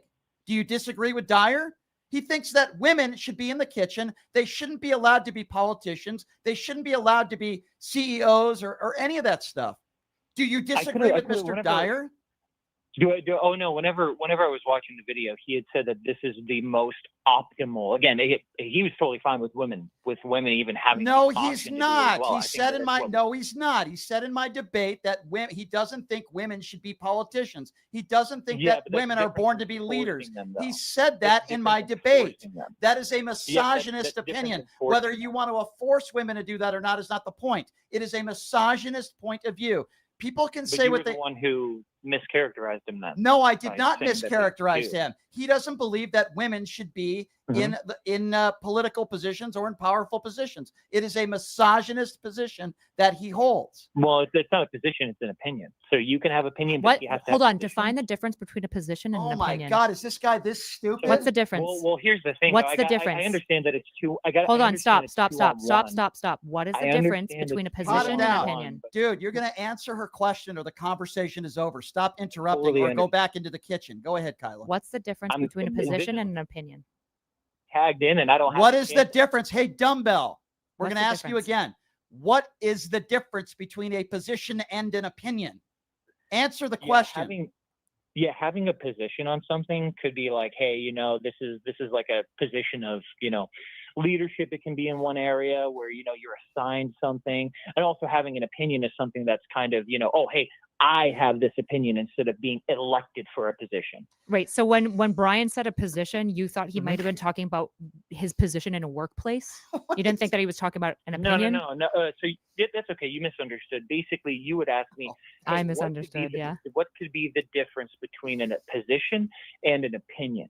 And so I didn't ask generally. I said in this situation where you're obviously using it because we can use context clues in a conversation. Hold on, sir. Before you get condescending towards me, which is funny because you do that to me and not the man, you still couldn't define rhetoric. You couldn't define rhetorical. You said it was hyperbole. I'm not condescending towards anybody. You're being condescending towards me by going, oh, now, because I thought of one way that position could not mean opinion, which is not at all relevant to the conversation. Let me just say this, and I'm not simping here, but Kyla's IQ is probably triple what yours is, sir. I'm going to give you a position and an opinion. You ready? Here's my position. That kind of does sound Here's like my position. Here's my position. My position is that you're an extremely stupid, uneducated individual that can't define the words that he actually uses. My opinion is that you probably don't even have your GED. That's my opinion and my position. So what do you think about that, sir? Okay. You've now been on the phone for 10 minutes. You've wasted 10 minutes of our lives. It's one of the dumbest calls I've had all week. You haven't even really clearly stated what you disagree with me on. And women have probably treated you like crap because they want to stay away from you because you're a loser. I mean, that's what it sounds like to me. Well, get off. Get that. No, you can't speak. Get the hell off my show, you idiot. Jesus Christ. These are the idiots that I have to deal with every day. The guy is so stupid. And you ask him very basic questions and he won't answer it. Well, a position might be a job thing. Do you think Brian was using position in that way? Here's a position. Why don't you go back and get your GED, Bobert Sr.? Jesus Christ.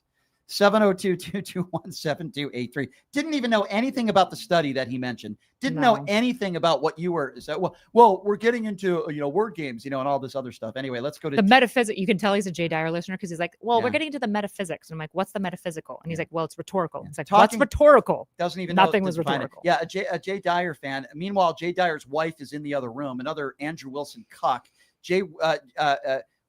His wife is in the other room and he's saying all these disparaging things about women, that women shouldn't be allowed to vote, that women shouldn't be politicians. And you're a misogynist piece of garbage. And you could stack up these 7 or 8 philosophy books and shove them up your ass. Okay. I'm sorry. Dyer is, and the way he treated you in the debate that, he actually treated me okay. And I called him some names. No. The way he treated you was so Cowardly awful. men are very scared of smart women. Yeah, I agree.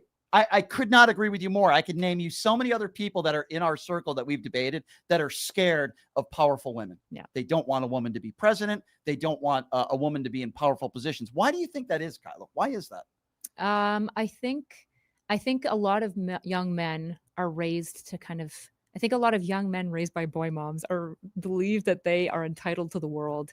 And as a result of it, when they see a woman in a position that they wish that they had, they get frustrated and jealous. And I think they fundamentally buy into the idea that women are literally less rational because they've had negative experiences with women. And of course, it's not their fault. It's always the woman's fault. I think it's usually really, really sad. And I think a lot of these men are extremely insecure too. I would Typically, use that as well. Lisa and the YouTube super chat says, I think we're all suffering from Trump fatigue syndrome. I tend to agree with you there, Lisa. Unfortunately, I have to cover the news every day, and he happens to be the orange turd president of the United States. Darren is calling out of Illinois. Hello, Darren. Hi, Darren. Hi, Brian. Brian. You're Darren. Hello, Brian. Hello, Darren. How are you? What's up, man? What's on your mind? Hey, it's so great to talk to you. Well, thank you. What's on your mind today? I have a few questions, just a few short questions. Okay. It's a little off track maybe, but how many times did it take to make an agreement with Iran?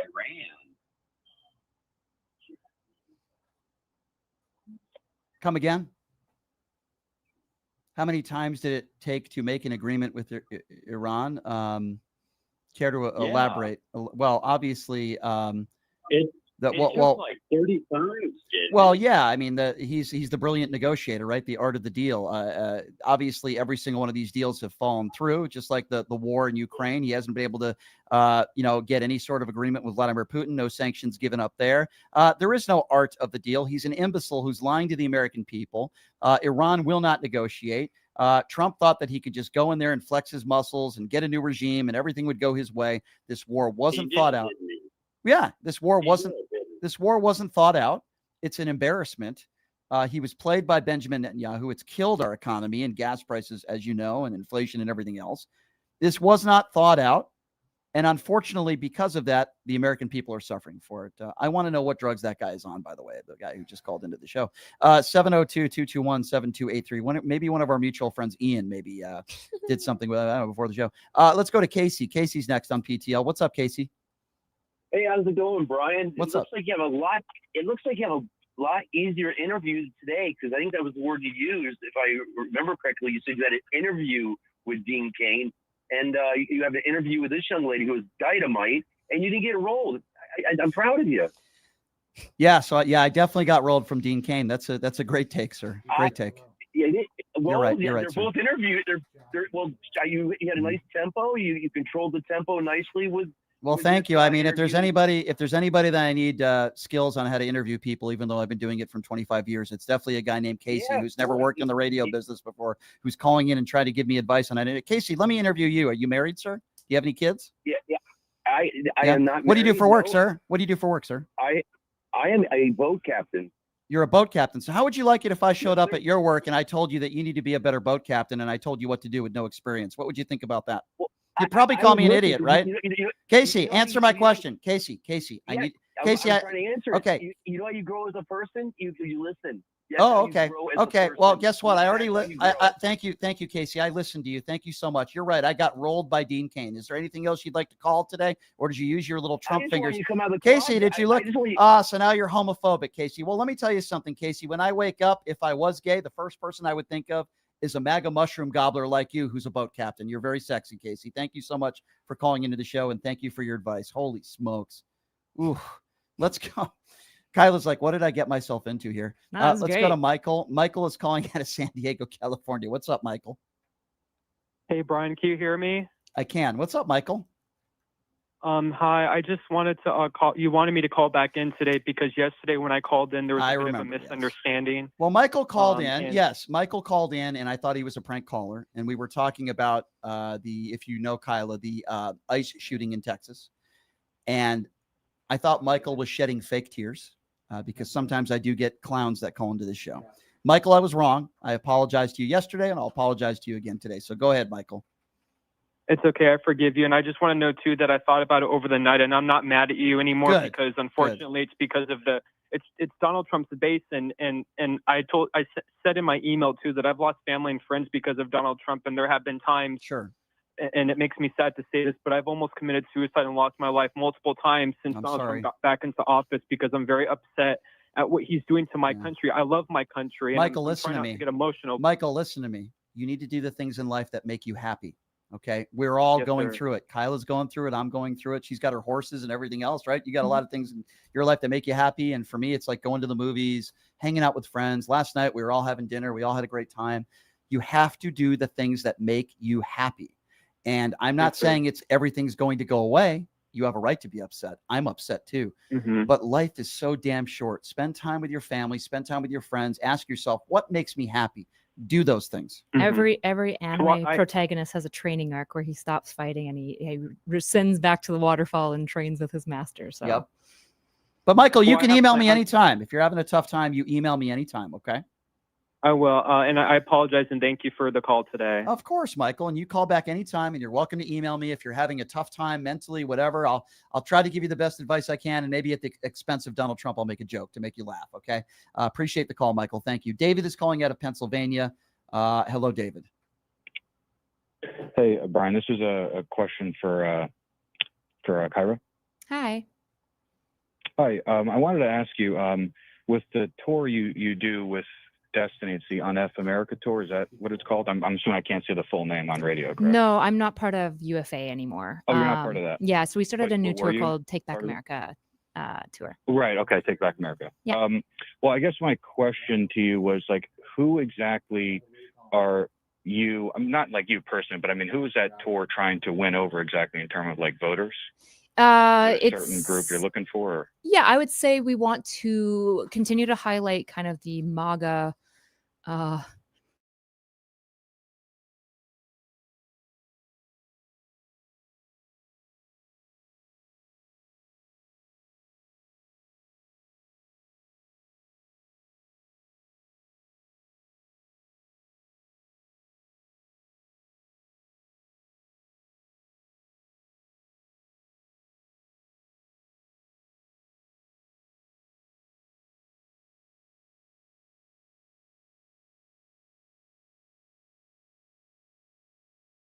leaning voters are also frustrated with the left. and with Democrats specifically. And so we're also trying to connect with those people. Okay, well, so really my point with these questions was like, when during the last election with Trump and Kamala, I'm sure you noticed that like Kamala lost a lot of young men. There was like a big divide where a lot of young women voted for her, but young men didn't. Mm-hmm. And I guess really my question is like, do you think if Democrats are trying to win over young men, I mean, do you really think a guy like Destiny or even Brian is going to be the type of guy that's actually going to inspire these guys to vote for Democrats? My suspicion is that if I look at their audience separation, I know for the fact that Destiny has, I think, a 90% young male. I think his most common ages are 18 to 35 on his metrics, and I think it's 90% male. So Right. definitely Destiny is a good person to talk with. And then Brian, I suspect, also has a dominantly male audience. I'm not totally sure. There's some women that call in as well. but and of listeners course. as well. David, but I'll be very Right, but- clear, as I've said yeah. this on the show before, I'm not trying to win anybody over. If people listen, I'm not saying you are, but you've been part of that tour, correct? which tour are you referring to? Yeah. Take Well, Back either America. one of them. I've seen you sit with I go Destiny, there. like at- Yes, I go there. I've gone there, and I will continue to debate people. I will continue to speak Right. my mind and be opinionated.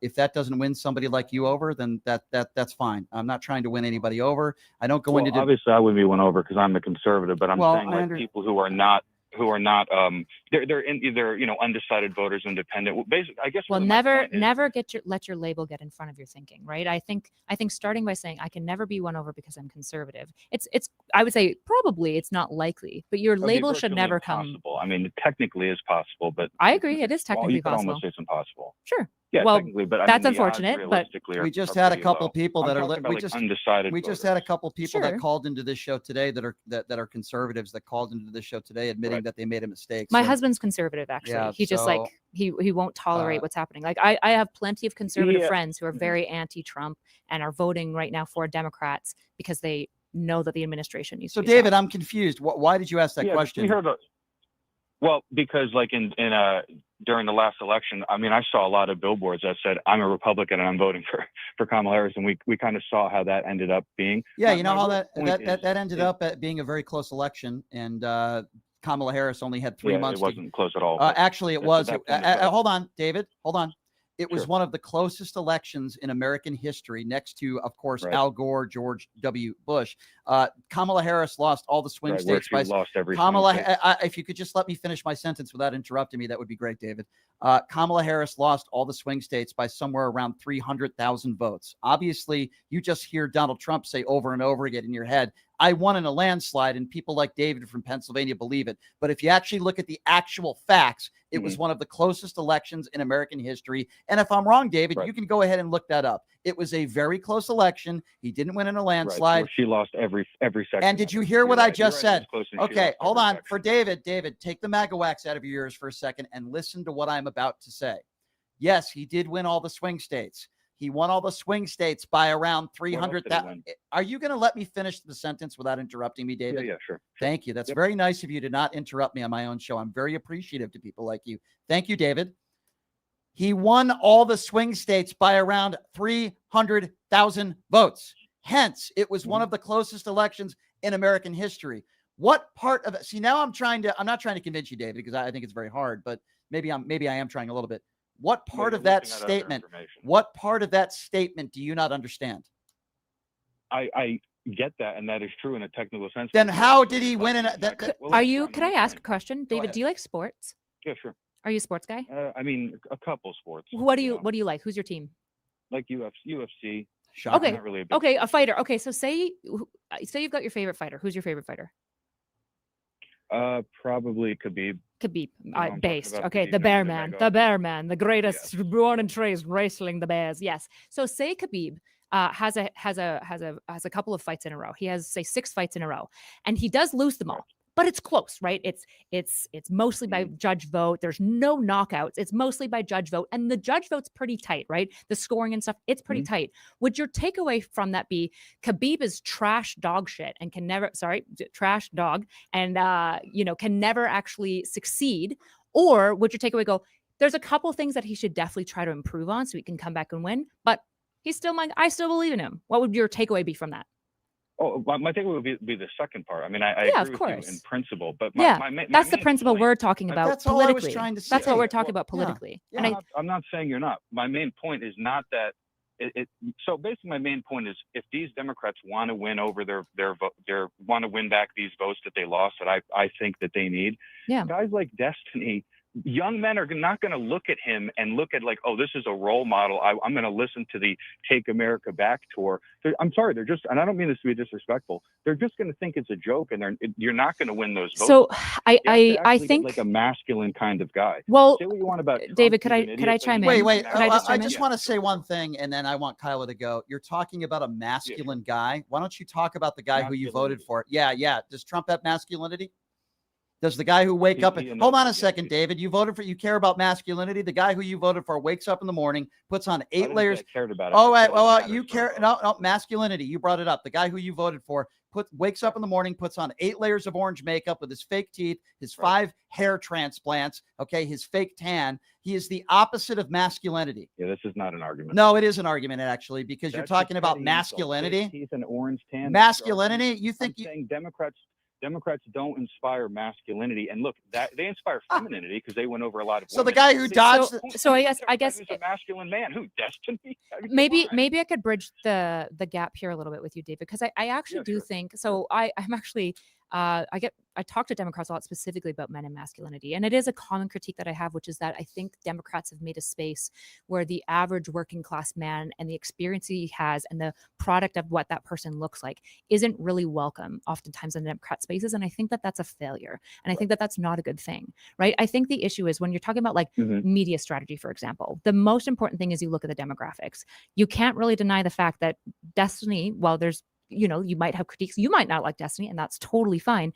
He has a 90% young male audience. He's kind of exactly who we want to be talking to. He's actually a type of guy that when I talk to young conservative men, they go, I used to be conservative, and he's the guy that pulled me towards the left. That's like one of the most standout things about his audience. So Destiny is actually the exact type of target, because I think, well, some men, they just want to see muscles and whatnot, and that's fine. And there's influencers for those people that I would also love to work with. Destiny also has his appeal, and he is communicating to young men based on his own metrics. And I want to add something for David real quick, since David talks about masculinity. I'm going to roll down a few names here of some of the biggest names on the right. Let's see if David thinks they just spew masculinity. Ben Shapiro, Mark Levin, Benny Johnson, Michael Knowles, Sean Hannity. Sir, these are some of the biggest names on the right. I don't know. You tell me, does Michael Knowles and Benny Johnson spew masculinity? Do they just scream it to you, sir? I mean, well, let me explain. I mean, why do you have to explain? Just answer the question. Does Michael Knowles spew masculinity to you? And I said, yes. Would you like me to elaborate? Michael Knowles is masculine? Are you kidding me? Are you a joke? You're not. You just said Michael Knowles spews masculinity. Are you insane, sir? He has a wife and children. Oh, okay. So let me get this right. If you have a wife and children, that means you spew masculinity. It doesn't matter the way you talk. No, I didn't say spew. You said spew masculinity. Okay, so Ben Shapiro, Michael Knowles, Benny Johnson, they are masculine men. Is that what you're telling me right now, sir? Unlike you want to talk about Destiny? They all have wives. All right. Have a nice day, David. Yeah, you spew masculinity as well. Michael Knowles. I met Michael Knowles at AMPA. Man, I don't know. Just being a family man was enough to be masculine. Yeah, I guess if you're just a family man, that makes you masculine. Brian, are you enjoying that cigar? By the way, that's the way he talked to me at AmFest. It was the weirdest conversation I've ever had. It was so weird. Benny Johnson, are you kidding me? Ben Shapiro, your thoughts don't care about your feelings. Benjamin Netanyahu could bomb every country in the world, and I'd be okay with it. Yeah, Ben Shapiro spews masculinity. Oh, my goodness gracious. That guy's obsessed with masculinity, I guess. I don't know. Thank you for the call, David, out of Pennsylvania. Let's go to Randall, who's calling out of New Jersey, not too close from Pennsylvania. What's up, Randall? Yeah, hey, Brian. Hey, Kayla, how y'all doing? Good. What's on your mind, man? Yeah, I find it really funny that these MAGA guys with their big trucks and they're talking about masculinity. Yeah, they're really compensating, in my opinion, but that's not the reason I called. I called because I wanted to talk about how you just continue to not acknowledge your. I don't even know where that guy was going, but I think he's off topic. 702-221-7283 is the number to call. God, we were off to such a good start in that phone call. Ryan is calling out of Colorado.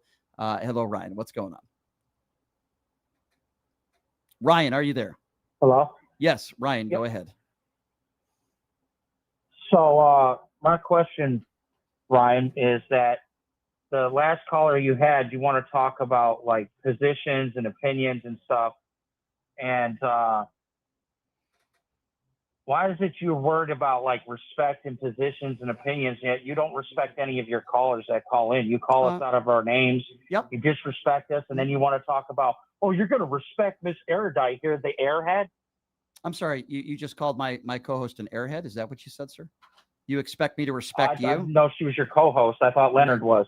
She's co-hosting with me today, dummy. Wait, how am I an airhead? Oh, all right, I didn't know how that. Wait, how am I an airhead? Yeah, How why am I is she an an airhead? airhead? Why is she an airhead? Give me an example of something she said in this conversation that would lead you to believe that she is an airhead. Go ahead, sir. Give an example.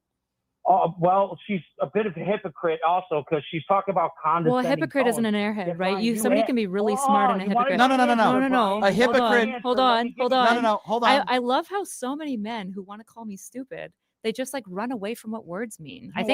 You are an absolute. Okay, pot him down. She's going to talk now, and you're going to listen. Just know very your role. simply. So you can also accuse me of being a hypocrite. It's just a separate conversation. So first start with evidence for why I'm an airhead, which is your claim, and then start with why I'm a hypocrite, I suppose. So what did she say that you would consider stupid? Because airhead, most people associate airhead with stupid. So go ahead, sir, and we'll try this one more time. Being a hypocrite doesn't mean you're stupid, by the way.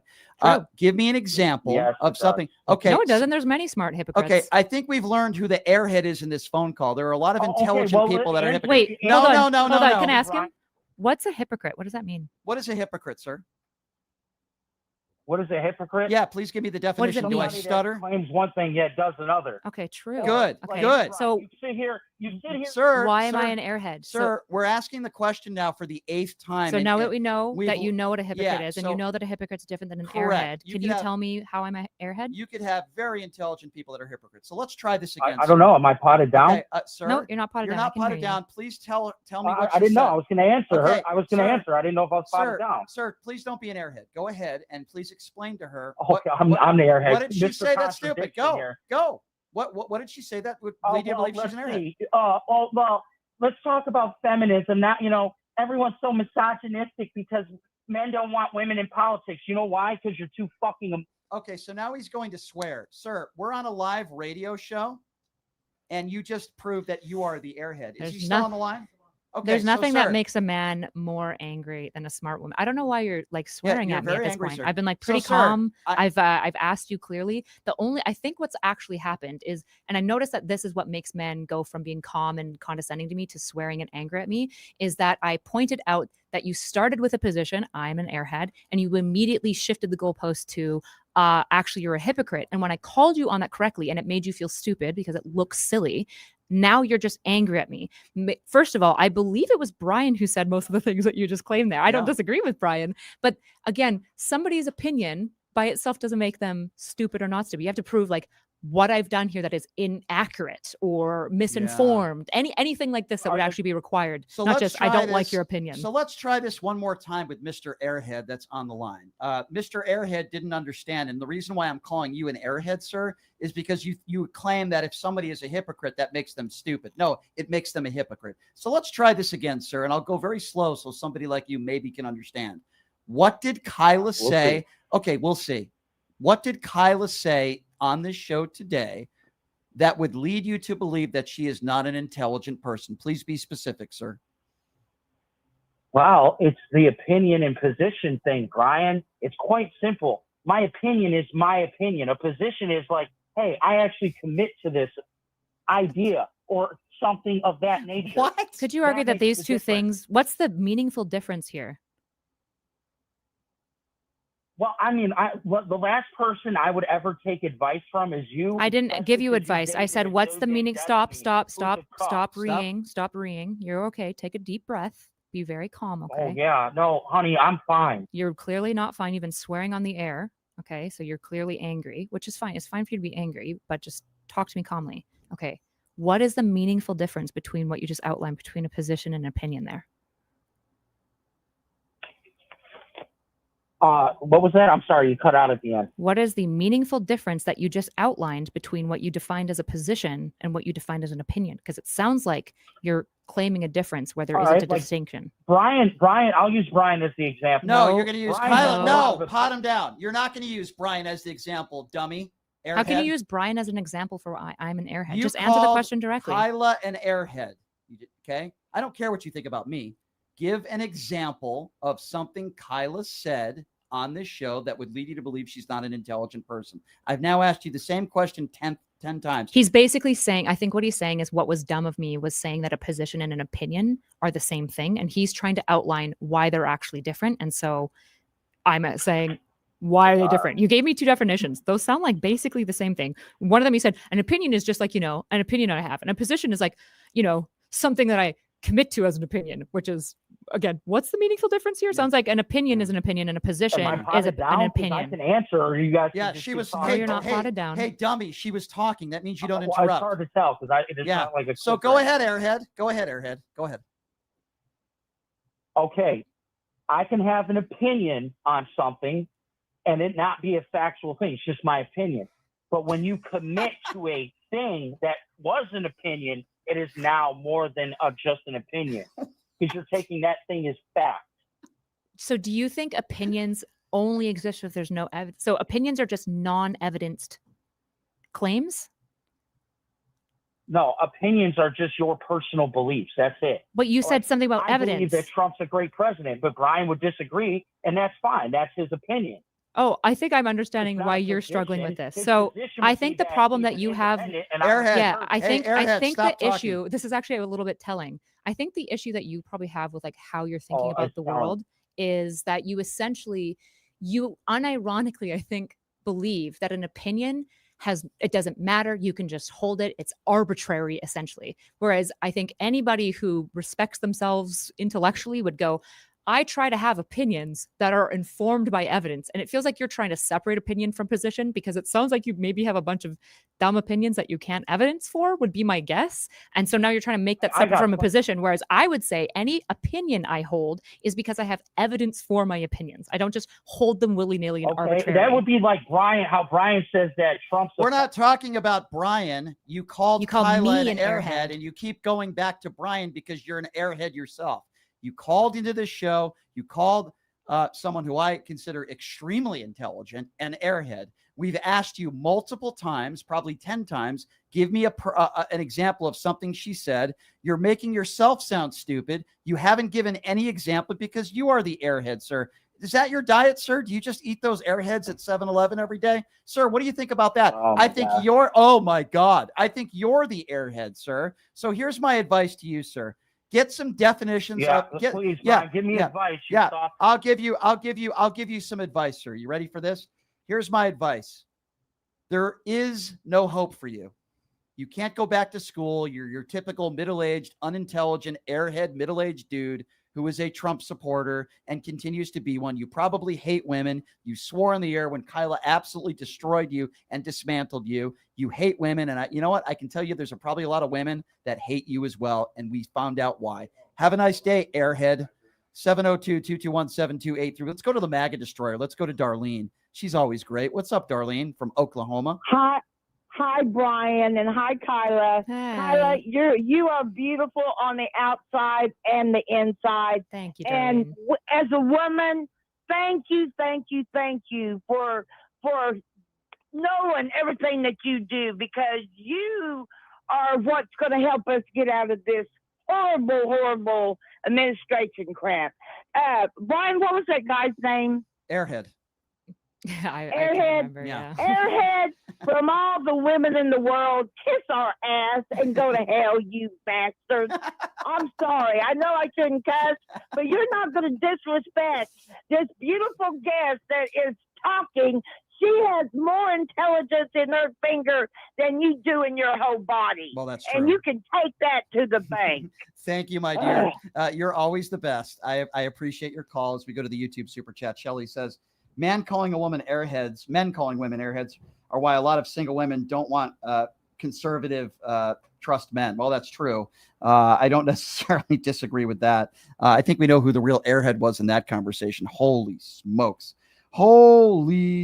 ladies and gentlemen. Thank you, John Doggett, for your YouTube super chat as well.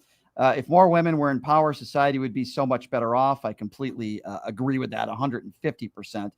Let's get back to the calls. Let's see. Who are we going to next year? Jerome is calling from Atlanta. We got some listeners in Atlanta. What's up, Jerome? I love Atlanta. Me too. Hey, how's it going? Good. Hi, Jerome. Hey, Kyla. Hey, I had a question for you, and I was just wondering, when y'all were speaking about masculinity, is it masculine to say you served in the? There he goes. Another again, MAGA clowns that call into the show. Say? They make claims on social media about me that are completely false. Oh. They call into the show because they have nothing better to do with their time. And I actually think it's pathetic that they wait on hold and they call in and they try to insult me. That's what they do. 702-221. Yeah, it is a compliment, actually. They're obsessed with me. 702-221-7283. John is calling out of Illinois. What's up, John? Running out of time here.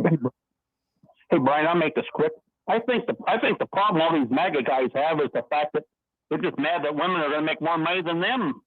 That's the thing. It's always been about money. John, you know what I think? I think you're onto something, and I'll also go as far as to say this. A lot of middle-aged white people that are MAGA supporters are also not only afraid of women making more money, but they're also afraid of minorities making money and in powerful positions. I think they both go hand in hand. What's that? People who are not straight. Yeah. Yeah. Yeah, they're afraid of how the people who have been in power this whole time will get treated if they suddenly don't have the power, because they're afraid that they'll be treated the same way they've treated others. I think is a lot of time, which is really sad. Yeah, I completely agree with you. As I've said before, and I'll say again, it was never about making America great again. In my opinion, it was always about making America white again. I think that's what it really means. And the same middle-aged, crusty white men out there that are MAGA supporters that don't want minorities in powerful positions and want this country to be whiter, to the same people that don't want women in powerful positions. That's what I think. The two go hand in hand. Thank you for the call. Thank you, sir, for the call. Appreciate you. Running out of time here. We'll try to squeeze in another call here if I may. 702-221-7283. Let's go to Andy, who's calling out of Florida, home of the very sexy white-booted Ron DeSantis. Hello, Andy. Yeah, whatever, Brian. You woke me up. I was on hold for 54 minutes, but I don't care. 54 minutes. Wow, that's very long. Thanks for waiting. That's all right. I don't care. I ain't got nothing better to do. But I just got a quick question. Is that George Santos? Who's debating George Santos? And is that the idiot that lied his way into the Senate? No, George Santos. So George Santos is a convicted felon. Yes. The person who's debating him Is that is the one a you're YouTuber. debating? No, he's debating Destiny. He's debating Destiny. He's a YouTuber. Oh, okay. So it's on YouTube, and when is that going to happen? It's going to be tomorrow. We start at 6:30. You can go to both the Take Back America YouTube channel. I think it's under Bridges still. I need to change it. But if you look up Bridges podcast, you'll find the channel where it'll be hosted. Or you can go to Destiny's channel. It'll be hosted there for the first 2 hours. But the main show will be on what is now labeled the Bridges podcast channel. It will be changed tonight to the Take Back America channel. I know it's confusing. Sorry. So listen, I've had George, Andy. I've had George on this show before. We've had He'll get destroyed. I agree with you there. George did some very bad things. I've told him private. It wasn't bad, Brian. Brian, it wasn't bad. It was just horrible. Well, I agree. I agree with you. I don't disagree. I've told George publicly and privately in private conversations. He would admit to this. I said, George, you need to pay back the money. I understand that you got a pardon and you don't have to pay back restitution. George, if you want that respect, he admits he screwed up, but you got to pay these people back. And listen, George, I don't think he's going to do it. And I think that's a mistake. And I've told him that. Yeah. With that being said, yes, I've had a lot of personal conversations with George over the last year. A lot of conversations about people that I really can't say publicly. Some stuff that I've learned about some people behind the scenes that George worked with. So I appreciate those conversations because I've learned a lot more about people that I talk about on the air every day. Listen, George did some really bad stuff. Michael Avenatti did some very bad stuff. I text Michael Avenatti. He's in a halfway house now. But here's the difference. Michael knows, and he's paid tenfold, and nobody gave Michael a pardon. Michael knows he screwed up big time. He ruined his life. He ruined his career. He could never be an attorney again. But Michael Avenatti did not get a pardon. That's the difference. And he's owned what he did, and he's paid times 10 dividends, right? Michael really did some stupid stuff. But I got one more thing to say and I'll let you go, but I just want to say good night, airhead, you idiot. You Wait, am I the airhead or is Kyla the airhead? I'm confused. No, that guy that called. Oh, okay. You're saying I just wanted to say good night, airhead. You just sound so stupid and uneducated. Oh, the orange turd has said that he loves the poorly uneducated, and he's talking about you, airhead. So you guys have a great night. Thank you, my friend. I appreciate that. Well, Have a this good is night. Kyla. This is your typical Pushing the Limit show. This is That what was we fun. get here. Half the people are MAGA. I would say half the people are not. That's the way I like it. A couple prank phone calls here and there sprinkled in, and then a couple misogynist MAGA pigs that always call into the show. This is what, instead of attacking me, they just started to try to attack you. I started in the red pill space. Yeah, Okay, I'm thick-skinned. It didn't go very well for them, though. It usually doesn't. Calls didn't go very well for them. So internalized shame comes as outward Yes. blame, as they say. Kyla, I think you're the best. I just think you're such a great debater, and I'm so happy to be a part of this tour with you guys. So one more time, we got about a minute here. Can you give out the information about this tour, about this event that we got in Las Vegas tomorrow night, and how people can come? Yes, if you're a Vegas local, please come. Registration is free. You just need to go to Take Back America on Instagram. You'll find a link on our story. You can sign up right there. All you need to do is register, just so that for security, okay? You can't just show up. And when you do come, it's all funded right now through small donations. It's grassroots. So if you can support it, if you like what you're seeing, if you want to see more conversations, if you want to see Republicans taken a task and shining a light on the ideas that are ruining this country, please consider donating to us. We have an ActBlue link as well on our sites. Please check it out. And I am very proud to be a part of this. And it's going to be a lot of fun for me because I'm not going to have to worry about debating anybody. I'm just going to be able to enjoy it just like everybody else. So I'm really looking forward to it tomorrow. I'll be out there selling 8x10 photos as well to the Trump mushroom gobblers if they want to show up. But anyway, in all seriousness, Kyla, thank you so much for being here. I know you got a busy day today, so I really do appreciate you showing up. We're going to be heading out to Freedom Fest, and I'm going to have to run into Nick Shirley today. At least that's what I'm fingers crossed planning on doing. But it's so great to see you here, Kyla. Appreciate your work on social media and all your debates. Thanks for having me. I appreciate it so much. Always great. And, rare because you don't live here in Vegas, but I'm glad you made it in, and I'm glad we were able to do this. All right, everybody. I am going to be debating a white nationalist that I already debated on the Tim Pool show tomorrow. His name is Ben Michaels. I was supposed to debate him last week, and I had kidney stones. That was a lot of fun. I will be debating Ben Michaels tomorrow on the program. That's going to be interesting. And then we have our event Friday night. So come out and say hi. Thanks, everybody. And we'll see you tomorrow. Have a great day. Thank you. Hey, everybody. Are you struggling to find a pizza place that reminds you of Brooklyn? That